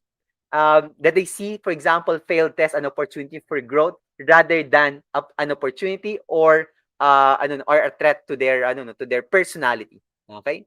Maraming salamat. Be transparent, okay? Maraming salamat, okay? Using authentic assessments, clear and transparent, Teacher. Nice, kasi ang active po ng mga teachers natin. Teacher Manolita, again, engage students in writing which produces materials such as notes or drafts, Okay, that's also going to help. Maraming salamat sa mga insights niyo po, teachers, Okay, let's now proceed, to our next one, okay, which is on the paradigms in addressing academic dishonesty. Eto na ngayon, teachers. Papasok na tayo ngayon, okay? How do we now deal with our cases of academic dishonesty. And how do we now address the entire discussion, okay, on academic dishonesty in our schools, in our institutions, okay? So let's first go back, no? Babalikan muna natin, okay? Yung ating DepEd Memorandum I think that's OUCI 2021-395, no? Okay? Dated September 2020 and 21, no? And it's stated there that regional offices, no, are encouraged, okay, to implement the following actions, okay, to promote academic honesty in our educational institutions, okay? So from this memorandum, ito yung content niya, no? Okay? So the first one is that conduct orientation with parents to raise awareness. Okay? So again, even the DepEd teachers, no, are recognizing the importance of parent collaboration and parents involvement, lalo na po ngayon sa online setup natin. So kailangan katulong natin sila, okay, according to DepEd. Okay? Ensure proactive transparency of the assessment and grading system to parents and learners. So regional offices, no, teachers, okay, are being encouraged to actually let the students know how they're going to be graded. Yan yung mga rubrics natin, teachers, no? Yan yung mga descriptions natin. So for example, how assessment will be checked, what are the percentages, no, etc. So they know exactly what are going to be the expectations and how they were going to be graded. Okay? Monitor the learner's online activity. As teachers, we also have to have, or a school, no, will also have to take charge of monitoring, no, students' activities, no. Kaya siguro ang hirap nito because how do you exactly know, lalo na ngayon, may mga anonymous accounts, no? How do you exactly know if they can, they are in social media and interacting with these kinds of pages? Medyo mahirap lang itong gawin, pero that's very complex na yung process nito. Okay? Encourage teachers to write a contract about academic dishonesty. Okay? So, siguro yung drafting, no? Yung magda-draft kayo as a class, okay? What constitutes academic dishonesty and what constitutes academic honesty. So, para yung, it's a contract of the class. Okay? Actually, before sa school namin, no, ginagawa namin to. Okay? We actually engage our students with that. Okay? Development of self-learning activities on learning activity sheets, no, about analyzing information, crafting creative presentations, or explaining their thinking. So we are also encouraged by DepEd to elevate, no, the task, the rigor of our assessments. Okay? That in your assessments, your students should be analyzing, creating, and explaining. Okay? So again, we're targeting the higher Bloom's taxonomy, no? Higher levels of Bloom's taxonomy. Okay? Incorporate other assessment schemes. Okay? So according to DepEd, no, we also have to create variations, okay, in our assessments, not only like a multiple choice, okay, could also be like differentiated outputs, etc. Okay? And create TV and radio programs. I just don't know yet kung meron tayong mga ganito, pero isa rin yan sa mga suggestions ng DepEd, no, or encourage actions, no, to create programs that promote honesty and integrity. No, I still remember yung show before. I think it's Hiraya Manawari, no, yung yung show na yun. That promotes so many values to kids. No, I really like watching those kinds of shows. No, I hope that we can have some more of that, no. Or for example, no, pasukin na rin natin yung social media like Facebook, TikTok, no, and let's normalize talking about honesty and integrity. Kasi honestly, teachers, no, I don't see much discussions about this. Okay? Hindi siya masyadong pinag-uusapan lagi. Okay? Yes, lakas maka 90s, Teacher Jeffrey, no. And according to DepEd still, from the DepEd memorandum, encourage schools to build a support group for parents, intensify academic consultations, no, so that students can ask help and be provided support, no. Kaya lang, ang hirap nito for our schedule, no. That's going to be a challenge for teachers. Okay? Include academic integrity in the inset, no. So I don't know, teachers, kung nakapag-include na ba kayo ng sa inset natin, sa inset niyo po, about integrity and honesty, or academic integrity and honesty. Okay? Because that's also one of the things suggested by DepEd. Okay? Direct all schools to prioritize the development of programs and school rules and regulation that promote academic integrity. Okay? And of course, offer recommendation on the improvement and transparency of policy and guidelines on assessment and grading systems. So again, sabi nga ni Teacher Manolita White earlier, policy should be clear and transparent. Okay, so kailangan alam ng mga stakeholders natin, no? Even the parents, okay, should also know exactly what are our academic policies so that they are also in the loop whenever cases of academic dishonesty emerge, no, or emerges. Okay? So let's now talk about the three paradigms. Okay, so the way we approach academic dishonesty can't be just one way. Okay, so meron kang tatlong paradigms that you're looking at if you want to address academic honesty or promote academic honesty and integrity in assessments. Okay, so we have first the technical. Okay, sorry. Okay. So the technical, sorry, hindi ko napalitan yung ano. Sa technical paradigm, focusing on the use of technology to assist in proctoring, checking, and verification of assessments. Okay? So ito yung aspect, teachers, no? The technical paradigm is all about using technology. Okay? So gumagamit tayo ng teknolohiya upang so that we can proctor, maybe we can minimize we can minimize cheating, okay, or plagiarism in our classes, no. Okay, so there are many ways to approach academic honesty or promote academic honesty by using this technical paradigm. Okay, so the first one is using extensions and add-ons to Google for Education. Okay, for education too. Say for example, sa mga gumagamit po ng Google Form, you have Kilgo, timer and proctor, okay, which adds a timer, adds a camera, and screen tracking for your exams. Okay? So kung gusto niyo, for example, na nakikita niyo may timer yung inyong exam, nagko-close, nagsa-start and nagko-close at a particular time, you can see your students taking the exam. You can also do screen tracking. Nakikita mo kung anong tinitingnan nila sa screen nila. You can go with Kilgo. Okay? You also have timer and proctoring, which is a cross-platform. You can use it across different devices. Okay? Real-time. And of course, meron ka rin comprehensive data. Okay? All the teachers, just a caveat for this one, these are all paid applications. So you really have to shell out certain amount of money in order to achieve this level of proctoring sa ating Google Form or sa ating mga exam platforms. Okay? But these are all add-ons. Okay? So you just add this to your Google Form and you're good to go. Okay? You can also use proctoring softwares. Okay? So marami rin mga proctoring softwares ngayon, lalo na during the pandemic, dumami at naging popular yung mga proctoring platforms. I look into some of them.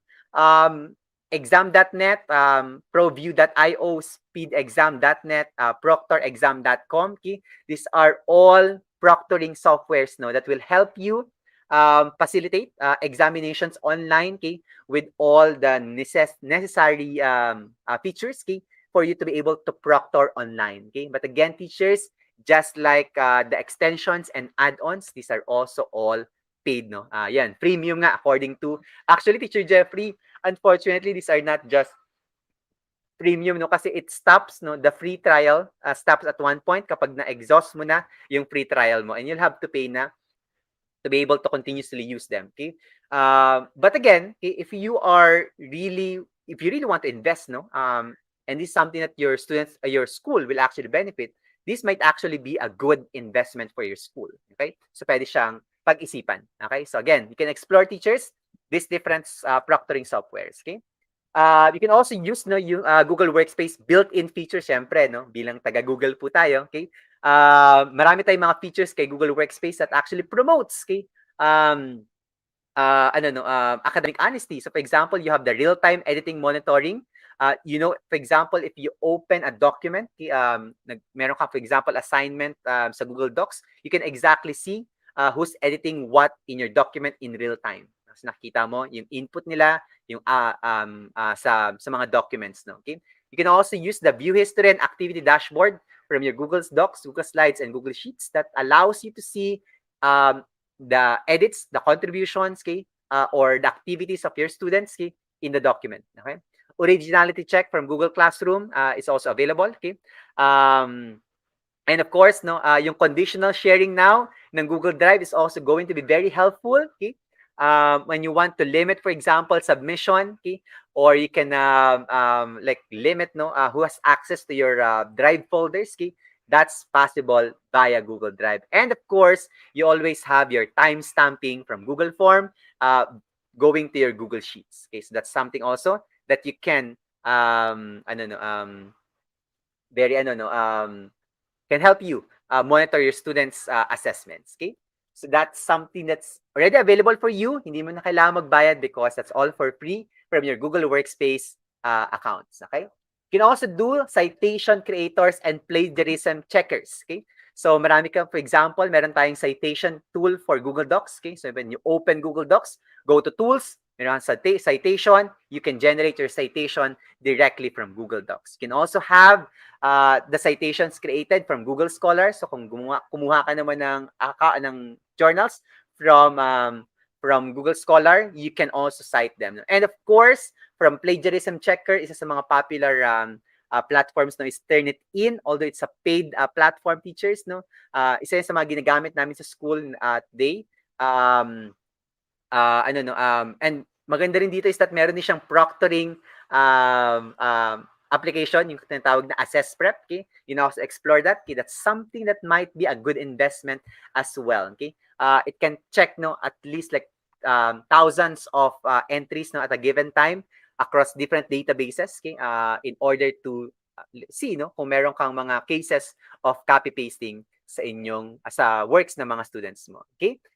But of course, teachers, no, when we talk about, since we're talking about, no, citation creators or creating citation, kasi teachers, no, we also have to recognize that sometimes, okay, it's not intentional, okay? In many cases, for example, in one of the studies, no, 70% of students know that copy pasting, no, is a case of plagiarism, but they do it and nonetheless because they're not aware how to cite. Okay, so before we even ask our students no to cite no to avoid no plagiarism or case of plagiarism, okay, for proper citations, okay, we also have to make sure that they actually recognize that or they actually know how to cite. Kasi mamaya nag-expect tayo ng okay, students, make sure that you do your citation in APA 7th edition.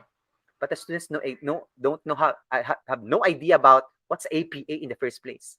And iba-iba pang citation format yan from a book, from a book chapter, from a journal, from a website, from an online setup, etc. Okay, those are all the things that you'll have to first build with your students so they can actually cite. Because even if you expect them to cite, but they don't know how to cite, how would they do that? And because teachers know on that topic, no, we actually have a very special guest for today, okay, who will be helping us discover no, a tool that we might be able to use in order to help our students in citation. Okay? It's a wonderful tool that might be helpful to our students. Okay?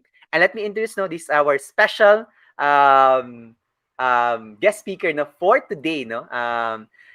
Sir Johan. Johan is the co-founder of Citation C, a referencing tool used by thousands of students across the world. He has a background in aerospace engineering and innovation management from the University of Liverpool and the Royal Institute of Technology in Sweden. Before joining Citation C, he worked at Stockholm School of Entrepreneurship, where he supported early stage founders. So let us welcome into our stream for today, Sir Johan Gross, to talk about Citation C. Hi, everyone. Good morning and good afternoon for you, actually. I'm in Germany at the moment, so it's around 8:40 for me. And I wanted to say that thank you, Sir Franco, for the invite. It's very nice to be part of this community and to see how engaged all the teachers are and to see that you come together on a weekend to learn more about academic integrity. I saw that Jeffrey said he's already using Citation C. That makes me very happy to hear. But yes, I mean, I think it's a super interesting topic that we need to discuss more and more as students, as schools, and at home spend more and more time online. It's one of the problems that we see, and is that students want to finish the task with the minimum amount of effort sometimes. And one of the key topics that we've seen is how do you teach your students to be more focused on critical thinking. And that's what one of the first things that I would like to encourage all of you to do in your classrooms too, is to really ask your students, why are you doing what you're doing? Are you just trying to get the best grade possible? Is that the aim? And if so, then how can you help and push your students to actually teach them more about the reason why we do courses at school and projects? I remember this, I had a teacher at school that really focused on emphasizing why. Why do you do an essay? Why do you have an exam? The aim is not to get the best grade, which is usually the easiest thing for kids to look towards, but instead to actually learn to think and learn to find interesting information online. And I think that is one of the key things that we also need to address. But in terms of technology, one of the things that we've seen and we've wanted to promote as well is, as technology improves, we want to make it easy for students to and have integrity when writing essays or when doing exams, as much as it is getting easier to cheat. And that is one of the problems. Technology is both helping us and worsening the options that we have. One example is there's a lot of tools that are very good at paraphrasing, meaning that students can just copy and paste the text, and the tool will actually rewrite it for them. So then they can just paste it on the essay.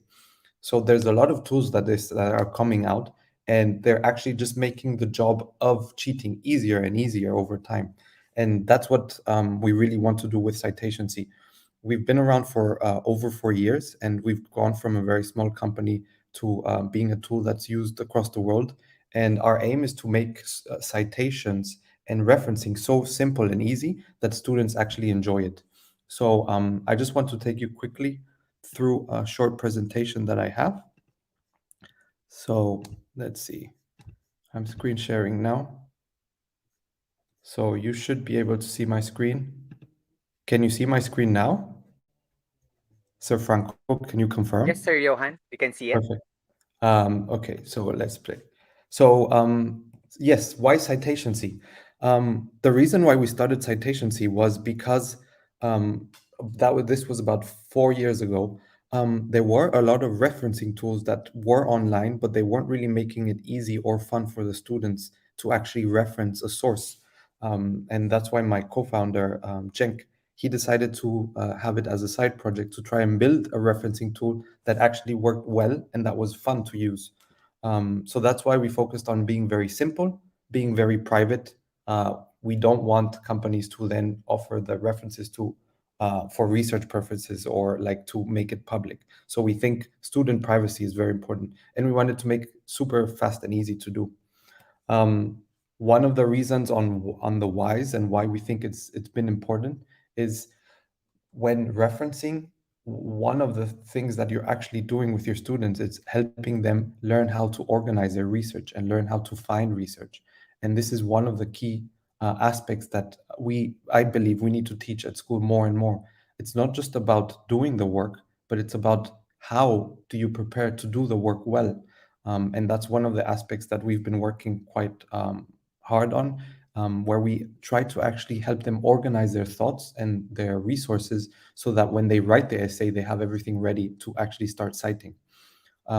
Another aspect of research work at schools that can start from very early on, it can be from like since you're 8, 9. When you find research online, sometimes we don't emphasize on the quality of the sources. I heard Sir Franco mentioning previously, like students will use Wikipedia because it might be actually the first source that comes up. But how do we make it easy and accessible for them to actually find quality research papers so that they can also read and be more interested in good research rather than any post that they see online? So that's another of the aspect that we really try to emphasize on through our tool. And finally, is how the other aspect is how can you make it so easy to use that it becomes part of your daily life? You don't necessarily need to learn to use a software. It shouldn't be time consuming to do. It should be straightforward and easy. And that's what we focused. Our students now can actually just use our mobile apps. And if you have a physical book, you can just use our scanner. And as if you were buying in a supermarket, it will scan the ISBN and it will create the reference. So it's also fun for students to use. And then, as Sir Franco mentioned with Google add-ons, we have extensions that make it very, very easy to actually cite. It's just 2 clicks and you have the citation ready. So I will show you in a second. Um, in terms of what has helped us grow and what has really pushed us to make it easy and fun for students to use, it's just that it's very easy to use. As I mentioned, we have the mobile apps, and we focus very much on helping students learn how to do their research well and how to have fun while doing it. I will just go over this slide quickly because I'd actually want to show you how it works. So I'm just going to actually take you to our Citation C page. It's very straightforward. Once you have an account, I will just go on and log into my private account so you can see. And the idea is very simple. For every subject, it could be an essay, it could be a whole subject like English, maths, or just a presentation. We create kind of a folder where we help them save their sources. So, for example, um, this is one of the folders that I've created in the past, and it's just the referencing list of a paper that I had to write on executive recruitment. The way it works is that for each project you create, um, you just put a title, you pick the style, and then you add it to your project folder list. And this is the fun part where students actually don't need time to cite at all. For example, if we go to, let me just show you. If we go to an article online, it could be anywhere. Say, I'm just picking a random article that I would like to use in my essay.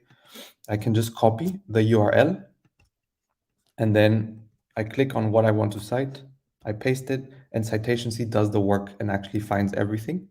So then you can just have it. And that's pretty much it. It's very easy. Then if you want to add notes, students can also write whatever they might want to cite or like a specific sentence, so it makes it easy to do.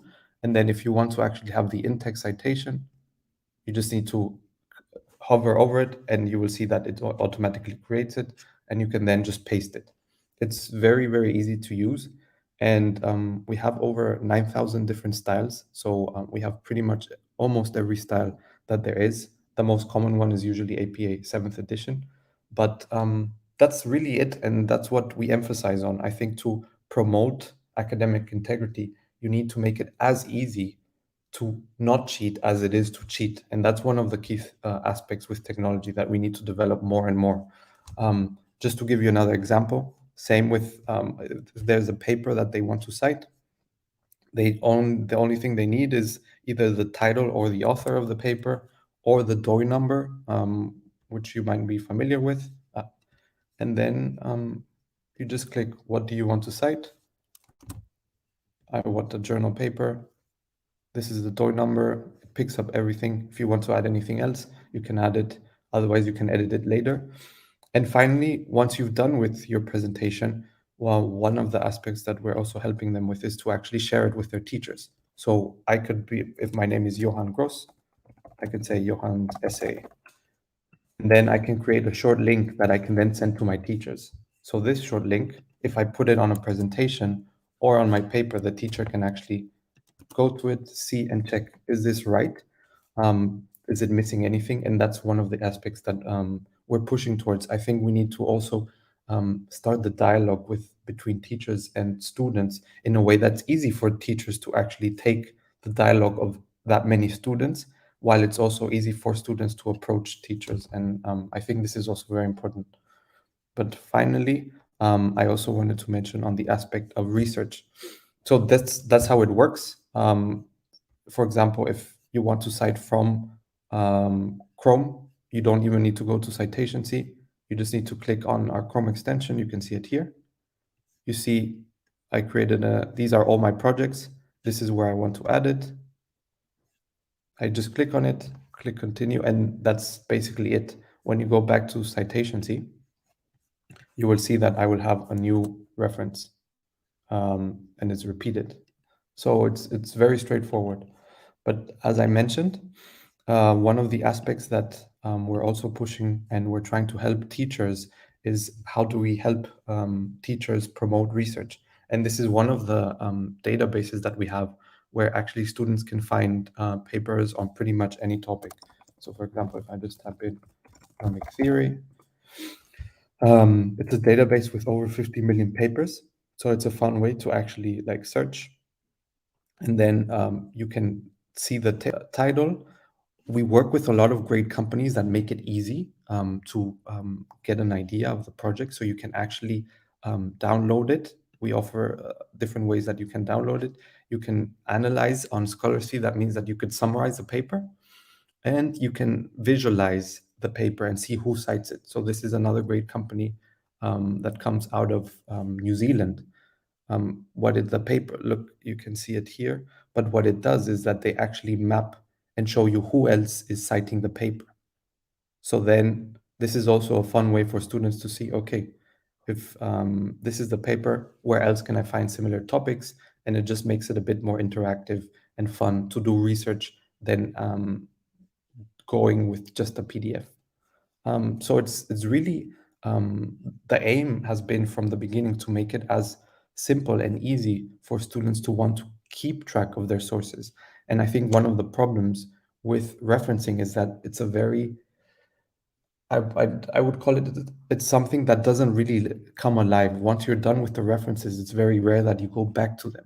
And I think that's something that we need to promote when you carry research. It's not just to find something that makes your point and then forget about it. We want to come back to the information that we cite. And that's one of the reasons why we have this distribution where students can actually share and keep their resources. So for example, I've even done my master thesis through Citation C, and in some cases, yeah, I have references that I can come back to. So even when they're at university, it's something that they can think about. It's like, okay, this is something that I used at school. I could use it again, or I even have a list of books that I really enjoy, and it's a very easy way to like for example in this case from fame, you might know of her. She's a famous actress, Lupita Nyong'o, and these are her favorite books. So this is the list I keep, and if I ever want to share it with anyone, there's a short link, and I can send it to students. So it's that's really it. And what I wanted to go back to 1 second is that we work with a lot of schools, and the way we've grown is that students find us online, like they do with many other tools. Usually they Google for referencing tools and they find us. What we want to focus more is how can we work with teachers so that teachers can know what students are using. And that's one of the key points that I'm focusing on is how can we start this dialogue with the teachers so that the teachers can promote and also know what students are using. And I think that's a key aspect of the relationship between the student and the teacher, to have the trust to be able to say, okay, where do you go to do your work? And I think that's becoming more and more relevant as more tools come to be. There's hundreds of tools that students can use these days, and not all of them are beneficial. Some of the schools that we work with, for example, we have licenses. It's we mainly in Australia and the UK and the US, but we're seeing how can we work with schools all over the world to promote and offer Citation C. But just to end, what I'd like to mention too is our tool, the way it works is that if you're a single user, it costs to use. But as I mentioned actually to Sir Alwyn, we work with schools to promote academic integrity. And one of the things that we want to do is to offer schools the opportunity to actually use it without having to pay for it. So we've made this code, academic, just integrity 2022 in capitals. And if you go to Citation C, I will just show you quickly. When you're prompted to, when you create an account, so I'm just going to create an example account.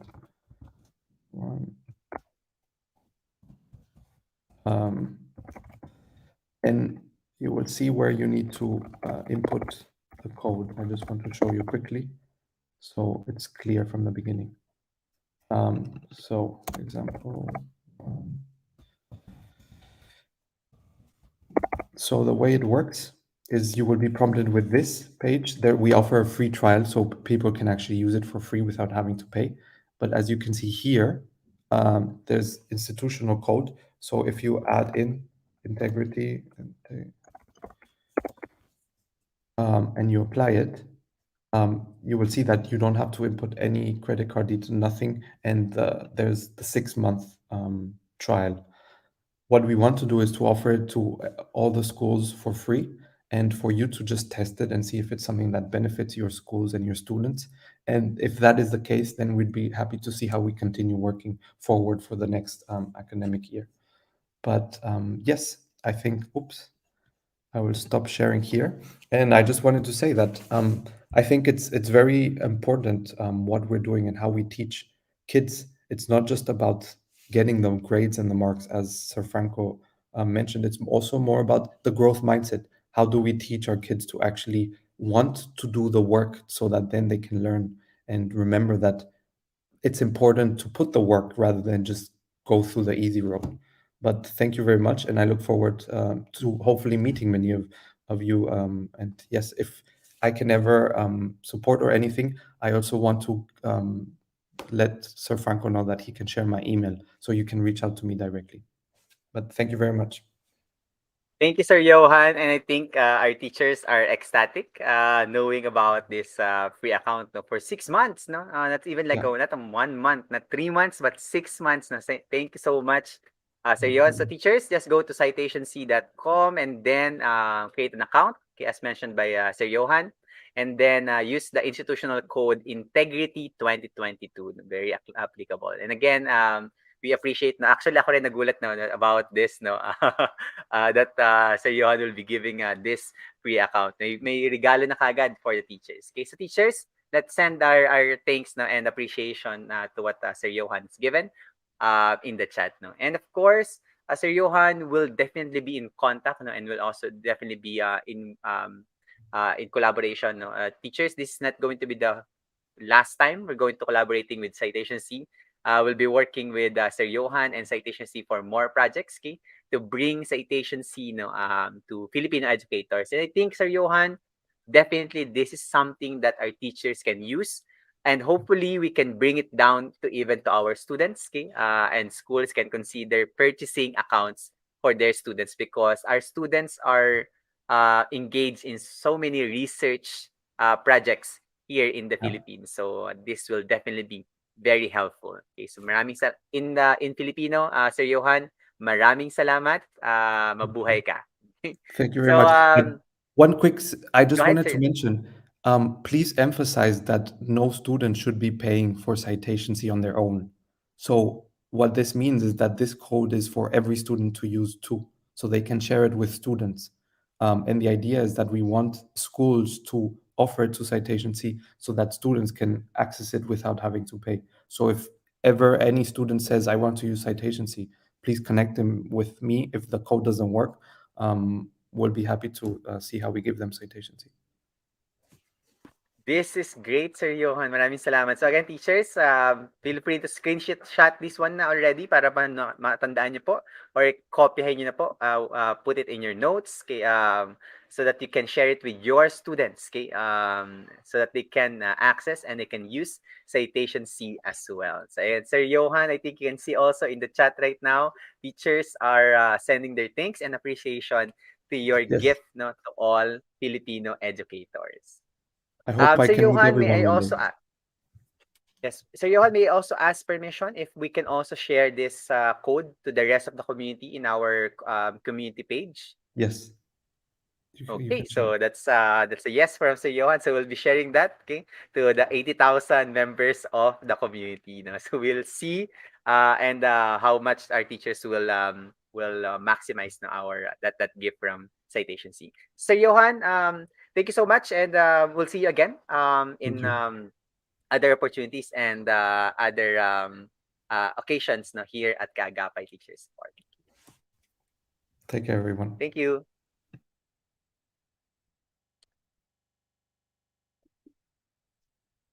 So, okay, so ayan, teachers. hindi lang tayo na-introduce no, to another tool, no, yet another tool to promote academic honesty. Naka-receive pa tayo no, ng 6-month free Citation C premium access. No? And again, teachers, share it to your colleagues, share it to your schools, share it to your students, okay, to whoever no, that you think will be able to use Citation C. No? I'll be also sharing that to my students in Ateneo. So, meron ng access ng mga students ko sa Ateneo sa Citation C. No? Even to my colleagues in Ateneo, I'll be sharing that as well. So thank you again, Sir Johan Gross, no, of Citation C, part that gift no, to all the teachers. Let's now look, teachers, and let's continue our discussion on our webinar for today. No? So let's just look and analyze first no, this technical paradigm, no, its strengths, weakness, opportunities, and threats. No? So if you look at the technical paradigm no, of addressing academic policy, of course, the the strength of that would be provides technical support to deter cheating or plagiarism, no, creates data for analysis. Siguro yun yung best aspect, no,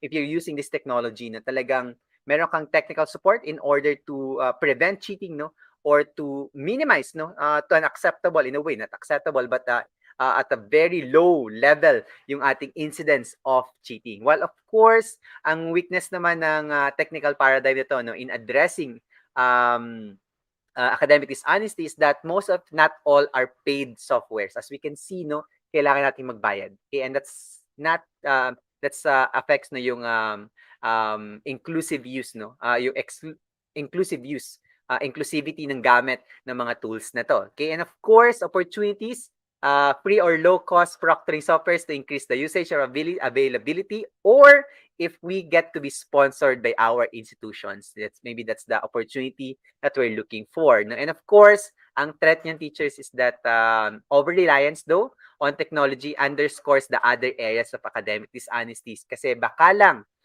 sobra tayong nakarely no, or dependent sa technology on preventing the academic dishonesty, we're forgetting the other layers of academic dishonesty, which cannot always be addressed entirely just by technology. Okay, so marami po yang mga layers. Okay, so let's now go to our second paradigm no, on addressing academic dishonesty, no, or promoting academic honesty. No?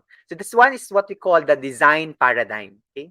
So kung aside from technology, no, pwede rin nating baguhin yung design ng ating assessments. Okay? So focusing now on the structure of assessments, alignment of the learning objectives, and targeting of higher order thinking skills. Marami na nagsabi nito kanina, no? Okay? That one of the ways to actually promote academic honesty is to actually target the higher order thinking skills. Okay? So now, if we look at the design paradigm naman no, on approaching the promotion of honesty and integrity, no, ito yung unang question ko kagad sa mga teachers. If you really want to test, no, like a very quick litmus test of your assessment, tanungin niyo lang yung sarili niyo, teachers. Can you Google the answer to your assessments? Okay? Because if the answer is yes, then there's a very big possibility that your students will copy paste, will search, will not have their own answers, will actually lack critical thinking, as mentioned by Sir Johan earlier, no, the promotion of critical thinking, no. Okay, so isa yan sa quick litmus test natin, teachers, no. Can you Google the answers to your assessments? Okay, now if yes, there's something fundamentally, maybe something that's fundamental and basic that we can change from the design in order to target, no, or increase rigor or challenge our students. Okay? Of course, teachers, kung kayang i-Google, expect natin kagad no, that there could be cases of academic dishonesty dun sa assessment design natin. Okay, so now, when you look at the design paradigm of addressing academic dishonesty, teachers, no, so we're looking at the first one is that we strengthen the use of formative assessment. Teacher Senen mentioned this earlier. Sabi ni Teacher Senen kanina, increase low stakes assessments. Ito po yun. Okay, mga formative assessments. Okay, so ako, teachers, no, personally, what I do recommend is that when you do balance your formative and summative assessments, I do believe that there should be more of the formative assessments, okay, than the summative assessments, okay? Because the summative assessments are measurement against standards, okay? But what you want is actually assessment for learning, okay? And that those are the formative assessments, okay? So damihan natin 'yon. These are possibly, for example, your objective quizzes, okay? Your simple worksheets, okay? Etc. No, these are all formative assessments in order for them to actually perform the higher tasks or the more rigorous summative assessments. Okay? So damihan natin. Okay? At maganda dito, teachers, that since formative assessments are mostly non-graded or ungraded, okay, these are actually low stakes. Ano ibig sabihin, teachers? Kapag low stakes yan, the students can easily, with comfortability, engage with your assessments without the fear or the stigma of failing or being persecuted because of their failure. Okay? Um, So that's the first one, no? Strengthening the use of formative assessments. Targeting of the HOTS and 21st century skills, no? So teachers, hindi po ito yung crush natin, no? HOTS po is higher order thinking skills, okay? And of course, the 21st century skills, nandiyan na. For example, na-mention na kanina ni Sir Johan, yung isa sa mga 21st century skills natin, the 4 C's, okay? On critical thinking, kasama na rin dyan yung communication, collaboration, critical thinking, and creativity. All of these teachers, no, when you target these skills, okay, almost immediately, no, elevates the rigor, the challenge, no, and the design of your assessments. Okay? Yan, maraming salamat, Sir Jeffrey. No? Hindi lahat ng assessments dapat may grades. Okay? Kasi technically, assessments are data, no, to improve and impact instruction. Okay, so hindi kailangan lagi may grades, no? Dapat ano rin tayo, we use it for data collection. Okay? And of course, aside from that, teachers, no, hindi tayo dapat nagre-rely lang on recall, on remembering information, because when you look at the 21st century skills, ang lawak na yan. Okay? So you have so many skills that you have to target. Okay? Foundational literacies, competencies, character qualities, all of this, no, should be the priority, no, or the priority targets, okay, for our assessments in the 21st century. Hindi na lang tayo, for example, nagpapa-memorize, okay, or nagpapa-identify, for example, nagpapa-recall ng information, because these are more important. Pero, teachers, no, ma-reiterate ko lang, no, we are not forgoing those assessments. Those objective assessments, those recall assessments, those remembering assessments, those are still okay and can be used. Okay? Kaya lang hindi siya dapat, for example, your summative assessments na. Okay? Or hindi na lang siya yung the only summative assessment that you have. Okay? It should be in connection with, or also targeting, no, the other skills of our students. Okay? Because again, our students are being prepared, no, in a more complex, okay, world than we are. Okay, as mentioned by Teacher Manolita White earlier, okay, that we can also address, no, or promote academic honesty by engagement with long-term and authentic assessments, such as the project-based learning, no, or giving them the performance task, no, na that students are doing the subject, are performing the subject, not just memorizing the subject. Okay, this will teachers na immediately elevate again your assessment designs, okay? Which now, kasi ito teachers, no, pag nag-engage ka with long-term assessments and authentic assessments, the students can easily just Google things. Okay, of course they can gather data from Google, but these kinds of projects, no, will actually require them to think, to analyze, to evaluate, to put things together, to actually critically look into their information and process it. Okay, so they're now continuously, consistently engaged into your class. Okay, all throughout your semester. Okay, so engagement with long-term authentic assessments. At siguro na pag pinag-usapan natin authentic assessment is that it's so hard to copy paste that from like a website or from Google, because authentic assessments makes use of context, okay, of real life situations, okay, and it would usually ask for an action, no, or for a proposed action. And those are things our students will have to really think about. Okay, so we're now really bring them into that thinking process.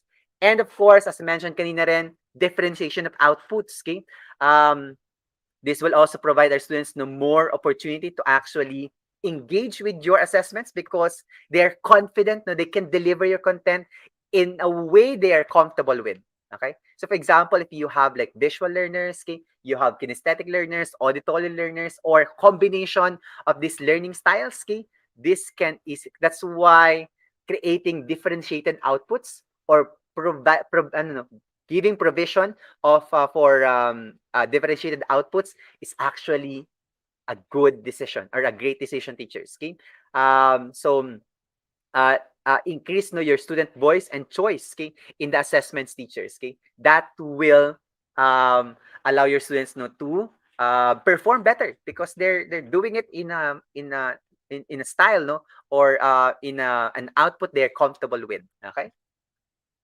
But of course, teachers, meron din siyang strengths and weaknesses itong design paradigm natin. For one, yung strengths natin, strengths ni design paradigm, it creates more authentic assessments that increases rigor and student engagement.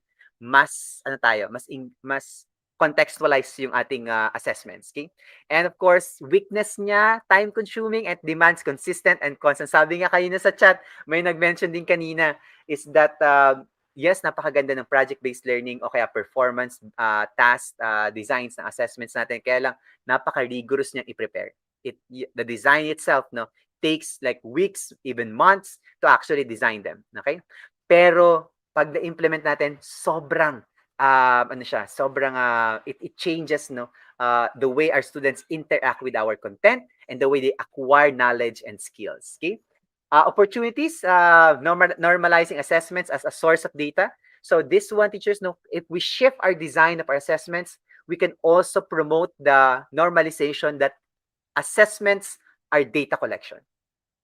Kasi for the longest time, teachers, assessment is being used to judge a person, to rank a person, okay? And that actually is the root cause of stigma, of pressure, of anxiety from our students. But if we keep on using assessments as a source of data to impact instruction, that will also shift the way our students perceive information. For example, pag nakita ng mga students na you're giving qualitative feedback and you're actually changing the way you conduct or the design of your instruction based on the assessments, they would not fear assessments. Okay, they would willingly, for example, if they really fail on that, they would see it as an opportunity for growth. Okay, but of course, the threat on this that excessive reduction of content in the curriculum might actually could be a cause of concern. Okay, so we also have to continuously calibrate and recalibrate our content auditing ng ating curriculum. Hindi naman kailangan tanggalin lahat, okay? Kasi lalo na sa mga iba't ibang subject areas, meron talaga tayong mga fundamental core content that are non-negotiable. Okay, baka lang kasi kakabawas natin so that we can accommodate different designs and assessments. Nakalimutan natin yung mga core contents na yun. Kawawa naman yung mga students natin. Lalo na pagpasok nila or pagkuha nila ng mga standardized tests. Don't forget, teachers, we still have standardized tests in our country. Okay? Let's now go to our last one. So, teacher, last na to sa ating paradigm for this afternoon, which is on the cultural paradigm. Okay? So now, we're focusing on the policies and building a culture of integrity within the school system. Teachers, kanina tinanong ko po kayo, can we prevent academic dishonesty? Yes, of course, maraming sumagot yes, maraming mga sumagot din no. Okay? That the true teachers is that if our students choose to like commit academic dishonesty, no matter what we put there, no matter what kind of technology that we put there, they will always find a way. Okay? Lalo na with our tech-savvy generation of students, okay, they will always find a way to commit that act, okay? If they so intend so. So what we can actually also do is to propose a better option, okay? Na hindi lang tayo nakafocus dun sa preventing academic dishonesty, but we also are promoting academic honesty. So, habang binababa natin yung academic dishonesty, no, we're also elevating the concept of academic dishonesty. We're rewarding that idea. Okay? Kaya nga, for example, kanina doon sa conversation with Sir Johan, no, yung knowing how to cite is also a promotion of honesty. I can be honest because I know how to cite my sources. Okay? Kasi sometimes I commit academic dishonesty or plagiarism because I don't know how to cite. But with that kind of tool, for example, the Citation C, I can be empowered enough, no, to actually choose the blue pill. Okay?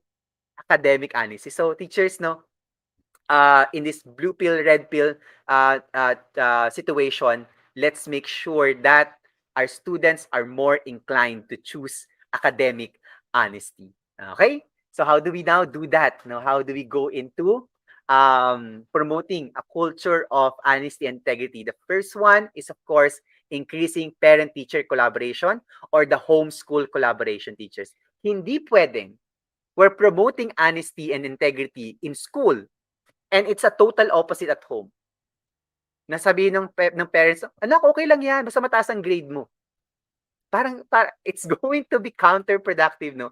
At teachers believing pag ganong klase yung opposition, ang hirap niyang i-build. Okay? So we have to make sure that parents and the home, no, or our parents, no, are on the same page when we are promoting or building this culture of integrity and honesty in our school. Okay? And of course, alignment and implementation of academic policies. No? So policies should be implemented and reinforced with actions. Okay? So hindi pwedeng meron tayong mga policies, no, pero hindi natin ito pinapatupad. So it becomes now just a simple policies on paper, but not necessarily being implemented. So what for? Okay? So if you have an academic policy on academic honesty and integrity, that should actually be fully enforced, no, and consistently enforced in your school. Okay? So kailangan talaga meron tayong dedicated committee on that, dedicated action committee or group on that one, so that whenever there are cases, those cases are actually being heard and being act upon. Hindi sila pwedeng, okay na yan. Okay, wala tayong oras dyan. Okay? Because if you do that, you're actually promoting more, no, or reinforcing the idea that it's okay to do or to commit academic dishonesty. Right? So you have to continuously send a message. It's not okay. It's not okay. What we want is academic honesty. Okay? And of course, modeling of academic honesty and integrity. So teachers, parents, and all adults in the school must equally abide to all standards, no, of honesty and integrity expected from the students. If we are expecting the students to be honest and have integrity, we should also be that kind of person. We can't be, for example, expecting our students to be like citing sources, for example, in our for their assessments, but we do not like do a simple citation in our presentations. That's definitely very, very ironic. Okay? That's not going to help teachers. No, so that's the kind of culture, the culture of honesty and integrity should run from all levels in the school, from the students to the parents to the teachers to the administrators. No, that's the kind of culture that we want to build. Okay, and of course, policy should be implemented consistently across all disciplines. Hindi pwedeng si teacher A sobrang follows the policies, implements it, no, and acts on academic dishonesty, and then you have a teacher B who does nothing and who just simply ignores, for example, academic dishonesty. And if they are, for example, same classes, no, two different teachers, no, you're going to confuse your students. Okay? Hindi maintindihan ng students, for example, o si teacher, sobrang ano niya, minsan pa ang ano di teachers, no, unfair dito, yung teacher A that actually implemented the rules becomes the enemy. And we don't want that kind of perception. Okay? We don't want our students seeing that those teachers, no, who are actually cares, no, about honesty and integrity are the ones being persecuted. Okay? So it must run across, no, all disciplines, all teachers, no, as a community, as an organizational unit, implementing and promoting academic honesty and integrity. Okay? Okay, so all in all, teachers, no, if you look at the approach that we can do with academic promoting academic honesty and integrity is that it is a multidimensional approach. Okay, you can't approach it from just one vantage, no? Hindi siya pwedeng puro policy lang, okay? So kailangan meron kang policy, okay? Your policies are intact, okay? You also have your teaching and learning, no? Ibig sabihin, it's fully reinforced in the teaching learning process. Meron kang curriculum, meron kang valuing about honesty and integrity in order for students to always have that mindset of honesty and integrity. Okay?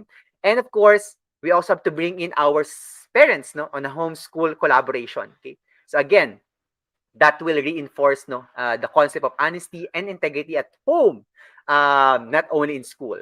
And of course, as mentioned earlier by Teacher Manolita White, our policies should be transparent. Okay, so there should be an institutional transparency. No, okay, so students know exactly what our policies.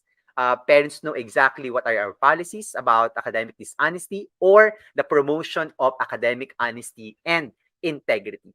Okay? And of course, teachers, we also have to make sure that we have that very crucial collaboration of students, parents, and institutions and teachers. This cannot be done alone by teachers. Baka kasi ina-expect natin that academic honesty and academic integrity solely rest on the shoulders of teachers na tayo lang ang makakagawa nito. Hindi po. Okay? This should be a collaboration of all the stakeholders, students, teachers, parents, and institutions. Okay? This one is a great model. No? This one is from a model from Singapore, no, in 2015. Okay, wherein, for example, for students, okay, there is an individual remediation. Okay, so ibig sabihin, whenever there are cases of academic dishonesty, there's the institution immediately acts on it. Okay, so that's at an individual level. No, okay, you can also do student and teachers collaboration. Okay, so context-specific prevention. Okay, so ibig sabihin, teachers would there would be classroom or course-based subject area-specific discussions about importance of integrity. So in a way, this would be like a preemptive approach, okay, to academic dishonesty by emphasizing more on academic honesty. Right? And you also have a collaboration of student, teachers, administrators, and parents, okay, for a school-wide education about academic honesty and integrity. Okay, so this could be a model that you can follow, teachers, no, of your school, okay, whenever you want to address academic honesty, no, or promote academic honesty and integrity in your schools. Okay, so just some analysis of the cultural paradigm. Okay, so as a strength, okay, the cultural paradigm, no, addresses the root cause of dishonesty and promotes honesty. Okay, so mas malalim yung talab, no, okay, ng cultural paradigm because it changes the person, okay? So that, kasi kapag, for example, no, if we just keep on, for example, the technical paradigm or even the design paradigm, no, okay, once the student gets out of our school, will they be making the same choices that they have made in our school simply because there are structures put in place so that they can't cheat? But what if their structures are no longer in place? No, they're out of the school, they're a professional. Will they be making the same choices? Okay, but if we also include the cultural paradigm, we are also ensured, no, that the person that we develop will make the same decision, same, no, as they have made in school and outside of the school. Okay. And of course, some weakness lang, no, weakness ng culture paradigm must be implemented at an institutional level. Okay, if we want to create a cultural approach, no, to addressing academic dishonesty, this must be done at an institutional, organizational level. Hindi siya pwedeng individual. Okay, so kailangan the entire community are on it. Okay, so it takes planning, it takes rigorous commitment to it. Okay, so hindi lang siya one time, like one session of academic honesty and integrity. It must be a consistent delivery addressing of academic honesty and integrity in school. Okay, some opportunities, departure from the traditional approaches in education provide space to rethink how we do assessments.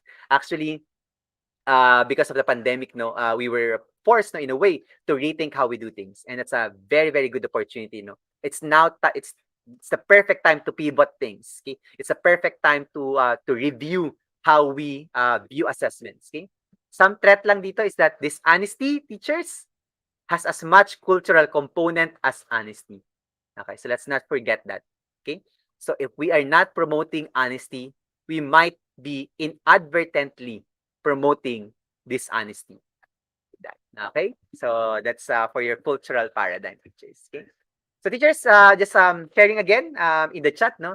Uh, despite all of this, no, despite all of these things in place for us to do and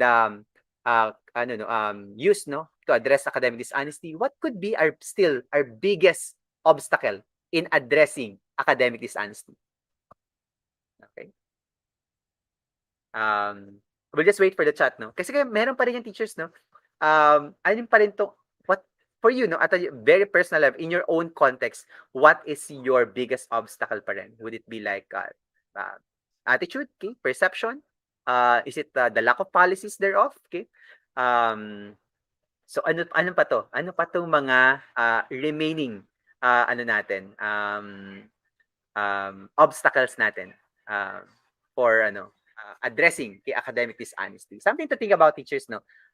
While I'm waiting kasi sa chat natin of your insights about this. Okay, baka lang medyo mahaba yung mga na-construct natin. Okay? But anyway, do share it, teachers, no, because as mentioned kanina nga, sabi nga ni Sir Johan, no, is that this is something that we have to continuously think about, okay, to discuss, no. Kasi nagbabago, nagiging complex, um, yung concept na ng academic dishonesty. Okay, laziness plus poverty, upbringing family, consistencies, no? Yan. Maraming salamat po sa mga insights ng teachers, no? Parents, kaya, nako, napas na lang si Teacher Rizal. Okay.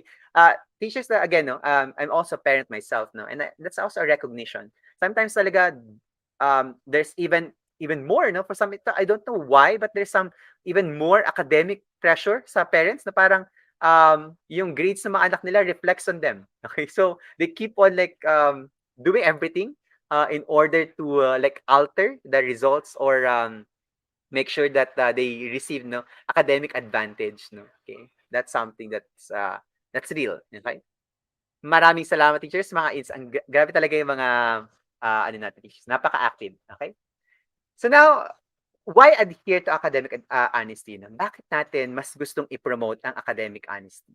Okay, bakit ito yung gusto nating puntahan or things that or something that we'd like to continuously promote in our school? And the first thing is that, of course, when we think about academic honesty, teachers, no, we're actually also protecting intellectual property.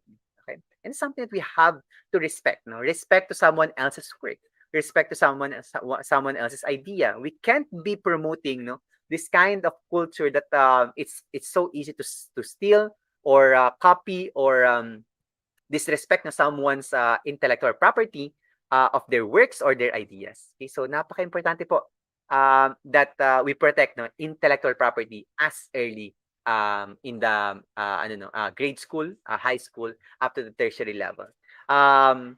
Academic honesty also promotes authenticity. Okay, as we allow our students no to be more honest in their assessments, they become more authentic no of the results of their assessments. Okay, so kung talagang, for example, failure, we get to know that, we get to understand better their learning process, and how to help them. Okay, and of course, no, that academic honesty also provides that opportunity to become more critical, to become more creative because they're actually thinking on their own. Okay? They're not just simply copy pasting someone else's work and ideas. Okay, and maybe the last one, no, why we have to adhere to academic honesty is that it has a societal impact, teachers. Okay, the students of today are the government officials, businessmen, professionals, citizens of tomorrow. If they learn the wrong values at the foundation, it would be hard expecting anything better when they go out of the school. So cultivating honesty in school is promoting honesty in society. So kung sino yung mga batang inaalagaan natin today, kung sila ay maging honest and magkakaroon ng integrity, are the same individuals that we're going to see in the next 10 or 20 years running the country. Okay? Lalo na sa mga politicians natin ngayon, malapit na ang election. Okay? Sa natin. And I'm very confident the kinds of the attitudes of our, for example, our professionals' attitudes or politicians has a great connection no to how they were in their younger years no in school. Okay? So yan, mahalaga po yan. Okay? So yan po ang tatlong bagay. Three things why we have to adhere um, to our ano no, to academic honesty and integrity. Okay? So teachers, that actually would be it. No, I apologize for extending you. I think sanay na kayo no pag ako yung speaker no, lagi na lang extension no. Yung session natin. I apologize teachers no kung medyo na-extend tayo ngayon. Okay, pero anyway, we can now no invite back Sir Johan into the stream. Okay? If you have also questions about our session, okay, on Citation C, on academic honesty and integrity. Okay? So, teachers, we'll just be waiting for your um, questions, no, in the chat, no, if you have any. I think we can spend around 5 minutes, okay, to do this. Yes, no, agree on that, Teacher M.A. Abigan. It's one of the foundations of learning. Okay lang po. Maraming salamat. Okay? Indeed, a collaboration of schools. Teacher Sherwin Tarukin, indeed, collaboration of schools and home is very important to promote academic honesty. Okay. Sir Johan, what's your opinion? Okay, how close are we in are we even close in eradicating academic dishonesty in education? Is there even a possibility in I go mean, ahead, Sir Johan. it's a tricky question, and I mean, I think it's human nature too that we like. If you think about it, it's in all of us. It's usually not like usually the hard way is the correct way sometimes, and that has a benefit down the road. But it's like doing sports. Do you feel like doing sports in the moment? No. You feel like just sitting and not doing it, but then you realize that it was good to do it. And I think that's what we need to teach our kids. I don't know if you're familiar with the marshmallow experiment, but if you're not, I recommend you just search it. And it's exactly that concept. How do we teach our kids to want to be honest academically and not to cheat? And I think one of the problems that I'm seeing, I was brought up with grades. I always aspired to good grades. One of the movements that I'm seeing in Sweden is grades are not that important anymore. So you don't actually get 100 or zero. It's more you did well or you didn't. And I think that's the conversation that we also need to have with our students. How do we incentivize students to want to learn because it's their desire and it's not because they need to get the grade? And I think that's one of the key problems. So as long as grades are the key metrics, which will be for a long time, I think there will always be students that want to find the quick way to getting the good grades. And technology is not helping. Nowadays, you can write a whole essay without typing a sentence. Like the system does it for you. So we need to actually, it comes down to morals and how do we teach our kids at home? How do we teach our kids to not lie? How do we teach our kids to say, now it's time to work and to sweat a little bit? And I think that's very important. So I don't think we're close from eradicating it. I don't know if we will ever will, but I can see that we're going in already in the right direction because we're spending our Saturday talking about it. So that's good. Yes, indeed, na sir. Personally, also, Sir Johan, I also agree with that. No, I don't think we'll get to the point that there will be no like, uh, and I think that's also a measure of our tenacity as educators to continuously combat academic dishonesty because it'll always be here. Okay, so what's important is that we commit to it. We be consistent on our policies. Okay, so that even if we can't eradicate it, we get to minimize it the impact of academic dishonesty to our students' learning and evaluation of their performance in school. Okay, so hap- I don't see any this one. I have a question from teacher Jocelyn Prades. Okay. How are we going to address our colleagues who do not practice academic honesty? Yeah. Okay. I just mentioned earlier that it can't be just one person. Okay? It can't be just like there are two things from the question, teacher Jocelyn. The first one is that it can't be that only one teacher or a couple of teachers are practicing academic honesty. Okay, so it must be like across all disciplines. Second is that we have to model as educators academic honesty. So, Sir Johan, if you have a colleague that you know was committing academic dishonesty, what would be your first action? I always there's a exercise that I always like, and it's the five whys. Always ask why until you have the exact reason why. And there's always, I think that's something that we need to ask our colleagues a lot more and ourselves. Why do we do it? It might be the incentives are wrong. Maybe the school doesn't provide budget that doesn't help. Maybe there is no time because the teacher is too busy. Maybe the teacher has problems with X and X. So there's always a reason. And I think asking the why will help us get to the reason of why it's happening. And once we know, then we can mitigate. Maybe it is that we're pushing too much material and too much content on the teacher. So he or she has no time. And I think that's something that the school directors need to do to really figure out the reason why it's happening. And if there's no reason, I think we also need to uh, teach teachers to not do it, and it's okay to say it's not right. And I think that it's something that we need to learn more too. How can we take feedback, because we are wrong a lot of the times. And I, even myself, sometimes I would rather be lazy and not do the right work than have to go through the work. And I think it's always good that we are open to be able to say you did wrong. So I think that's important. Yeah. Yes, thank you so much, Sir Johan. I think a discussion should always be an option. Okay. So if you have colleagues, Teacher Jocelyn, who are like engaging, into academic dishonesty, go into a discussion. Okay, either in a departmental discussion, institutional discussion. Make sure that you get to the context mentioned by Sir Johan, knowing the context. Maybe the teacher is also not aware. There are also cases like that. Okay, unintentional academic dishonesty, although again at the bottom it's still academic dishonesty, but there are some cases that they're not just as aware. Okay, so discussions would bring up this academic dishonesty or honesty into the surface. Yeah. So so Johan, I don't see any other questions in the chat right now. Okay. I just quickly want Yes. to address, because I saw that Jocelyn said, but there are times it's taken negative when asked why.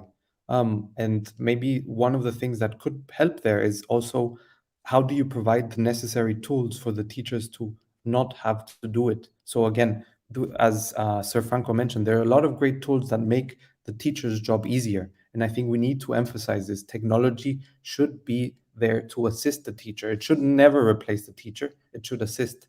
And I think if that's the case, there can be a lot of support that this teacher can get from a lot of the tools that Sir Franco mentioned. And yeah, and I think when there is a need for that, then is also a call to talk with companies like ours. How can we both work together to make his or her job easier to be able to address it? Yeah, I agree on that also, no, Sir Johan. Providing them an option, help them. Okay, so whenever you approach a teacher, come in like on a more helpful perspective, okay, or helping perspective. So you're trying to help them, not to persecute them or to tag them as academically dishonest educators. Okay. This one, there's a question from teacher Ramil Perez Mante. So if I use the approved apps like Killbot and or Grammarly, am I plagiarizing? I don't think so. You're not. These are tools for like correcting grammar. There's really no plagiarism. Again, plagiarism is if you're taking into account no like copyrighted works, okay, published works especially. These are coverage of plagiarized works, no, or cases of plagiarism. Okay. So thank you so much. I think there are no more questions, no? Yan, I already answered the question of Teacher Ramil. Okay, okay, so Sir Johan, before we finally say goodbye to you, no? We had said goodbye to you earlier, but just maybe could we ask like a short message to our Filipino educators, okay? Just to give you in context, Sir Johan, we are still on an online learning setup, okay? We haven't opened our schools for almost 2 years now because of the pandemic. I mean, I really want to first of all say it's really nice to see all the comments and how much of a community you are building and helping one another. And I think that's something that we have a lot to learn in many other countries. And I think it's a great initiative that put the time and there's willingness to listen and to learn from new tools. And that I'm very much encouraged by seeing this. And like, I think as we get back to normality, hopefully, it's still not certain, but I mean, I think it's exciting times, and I think now the whole world has seen the importance of your work. You as teachers are really the key to making sure that our kids, as Sir Franco mentioned, will be able to take care of the world in the future. And I think your job is very, very important and crucial. And we need to thank you more and to also support you more. And I think that's the most important thing, that your job is very important, and we're there to help you. And everyone everywhere should be, the incentive need to change over time. A lot of these tools shouldn't cost so much so that you can use it and you could learn from it. So I think we need to help you more and support you more, and in the same way ask for help. That's I think very important for your schools, your communities. How can you ask for help? Because we need teachers to ask for help, so we also know what we need to create. And I think the whole community is learning this, and hopefully we'll work together from country to country to be able to develop and work faster to really improve our kids' education. But I'm very excited and I look forward to hopefully meeting many of you. Thank you. Indeed, no. Learning from a global scale in education will actually be helpful, especially for the Philippine education. Thank you so much, Sir Johan, and thank you for gracing our event for today. And we look forward to seeing you again and working and collaborating with Citation C in the near future. Hindi na po yan malayo, teachers. That's very, very soon here at KTS. Okay. Thank you, Sir Johan. Bye. Thank you. Okay, so teachers, let me just address, no, baka kasi magtampo si Sir Joseph, no, Adelan Ermitanyo. Let me just address the concern of Sir Joseph on favoritism. Okay, so very painful. How do you avoid and prevent favoritism and teachers' pet in class, especially in academic awards and more? What are your opinions about these issues? Okay, so teacher, Joseph, there are ways to approach this. Number one is that at an individual level, that's actually a choice, no, to have a favoritism, to have like to support someone, no, that's actually going to be very hard, okay, to address. But at root cause kasi nito, teacher, um Joseph, is the ranking and the honor system, okay. So you'll have to rethink about the honor system, because favoritism and this kind of sort of like a bribery, no, or a bribery transactions, no, happens because you have that honor and ranking system that feeds on it. Okay, so you'll have to rethink that. Say for example, teachers, no, isa sa mga Japanese education, for example, is that aside from having no assessments, okay, for the first part of their early grades ng mga Japanese students, okay, they also don't have awards, okay, and that actually removes that idea that awards are important or that defines them, okay, because as long as we support, no, and promote that awards are important and that defines, no, how you have been in school, that will always be a case of cheating, of favoritism, of even away, no, ng mga students and even parents sa awards, no. Okay, so you'll have to go to the root cause, I think, Sir Joseph. Okay. So teachers, let me now end, no, our discussion for today with some enduring questions. May mga pabaon po ako, okay, na kailangan nating pag-isipan pa din, no, as we continues to address academic dishonesty. And the first one is that how willing are our institution in shifting our focus to the whole person? Because I think the best way to address or to promote honesty and integrity is to actually not just focus on academic performance, but to the whole person. Okay. Second enduring question that we have to think and reflect on: can standardized tests be used to drive change in education and not become a meter of school performance?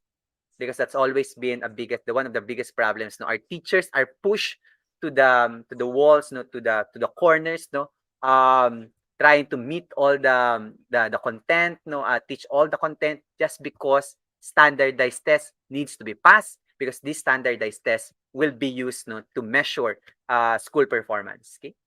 And of course, the last enduring question that I want to leave with you, no, is a hybrid quali-quanti performance evaluation instruments something that we can institutionalize? Okay, so can we start making it a normal thing to not just rely on quantitative performance evaluation instruments, but also qualitative performance evaluation instrument? That also goes true for teachers, no. Sana itong instruments na to hindi lang para sa mga estudyante, no, para din sa mga teachers natin. Na yung performance niyo po, no, na may measure din in a quantitative and qualitative aspect, no? Okay? Para mas holistic, okay, yung pagtingin pati sa mga teachers natin. Okay? So those are 3 enduring questions that I'd like you to keep on thinking about as you address academic honesty and integrity in our in education. Okay? So leaving you with the quote, teachers, honesty and integrity are values that take time, no, to develop. Okay? Be patient and be consistent. Okay? These are not things that we cannot that we can expect, no, overnight. Okay? This should be cultivated in a long term basis. No, we have to be consistent. We have to be patient. Okay, in cultivating these values in our students. Okay. So teachers, exit pass lang tayo ng konti since nag-check-in tayo. So we're now to our exit pass. Okay. So can you share in the chat now what are your key takeaways in today's session? Okay. Yan, maraming salamat, Teacher Manolita. Yes, you hit the main problem, Sir Franco. Academic institutions are commercialized and using standardized tests to boost it. Okay, that's our biggest problem. Unless we get out of that aspect, no, that's going to be always a challenge for our teachers. Ang problema dito, teachers, no, tayo yung naiipit. Okay, kasi tayo nagbibigay ng assessments, tayo yung nag-design ng assessments natin. So we are being stretched by the institutional expectations, to our students' expectations and parental expectations. Okay. Maraming salamat, teachers, no, sa hindi pagbitaw. Okay. Napaka-consistent po ng ating live viewers, no, hanggang sa dulo ng session natin para sa araw na ito. Okay. Yan. Maraming salamat sa teachers. Just keep on sharing your key takeaways, no, in our chat for today. Okay. Para lang makaan tayo. Malaman ko ano yung pinaka natin. Okay? Now, as mentioned and requested by one of our teachers kanina, ayan na, nilagay ko na kagad, okay? Ang ating presentation. So you can get a copy of this presentation. Wala tayong pinagdadamot. These are all free. The session is free. The webinar, the presentations are free. The materials are free. All for you to use, teachers. No? So feel free to get a copy of this presentation at https://tinyurl.com/adunjs5. Okay? Ayan. Kopyahin ko rin sa chat box natin if you want to, teachers. Okay? Para lang makuha po natin. Okay? You can download that. Okay? I will also post this, Teacher Joel, okay? In our Facebook page, no? Para po makuha natin. Okay? Para lang po sa mga gusto na mag-download, okay, at kumuha ng kopya. Please let me know if you can access the presentation. You should be redirected, no, to make a copy of this presentation. Okay.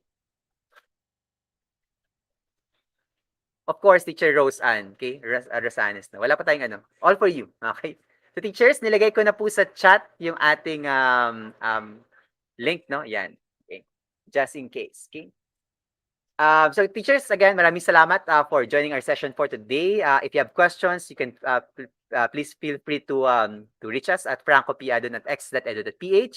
You can also reach our Facebook page at www.facebook.com/kaagapay.teachersupport. Okay, all of our materials, okay, publications, and all events are posted in our page. No, and of course, this presentation was made, no, was created by SlidesGo, including by Flat Icon and FreePic. No? Of course, we have to cite our sources. Okay? Working po, maraming salamat. Okay. So ngayon, teachers, we're now down to our last one, which is the evaluation. Okay. So for our evaluation, okay, please evaluate at https://tinyurl.com/January series P5. Okay, so yan. Maraming salamat. Let me also know if the evaluation link works. Don't forget, teachers, that's going to be the basis of your certificates, which will come in 5 to 7 days. Okay, so bigyan niyo lang po ako ng 5 to 7 days to process your certificates. Okay, maraming salamat, teachers, okay, for this afternoon. Okay, I'll just wait for a confirmation if the link for the evaluation is working. If it's working, okay na po tayo. Yan, maraming nag-confirm. Teacher Karen, working daw po. Teacher Karen naman. Okay. Working daw po ang ating evaluation link. Okay? So teachers, maraming salamat po. Paalam and have a great day. Please stay safe, stay healthy. Please stay muna tayo sa mga family bubbles natin. hintayin naman natin ulit na bumaba yung cases, no? At mag-ingat po tayo. Let's follow health protocols, okay? Para po mas ma-contain natin yung COVID cases natin, okay? Paalam po, teachers. Have a great day.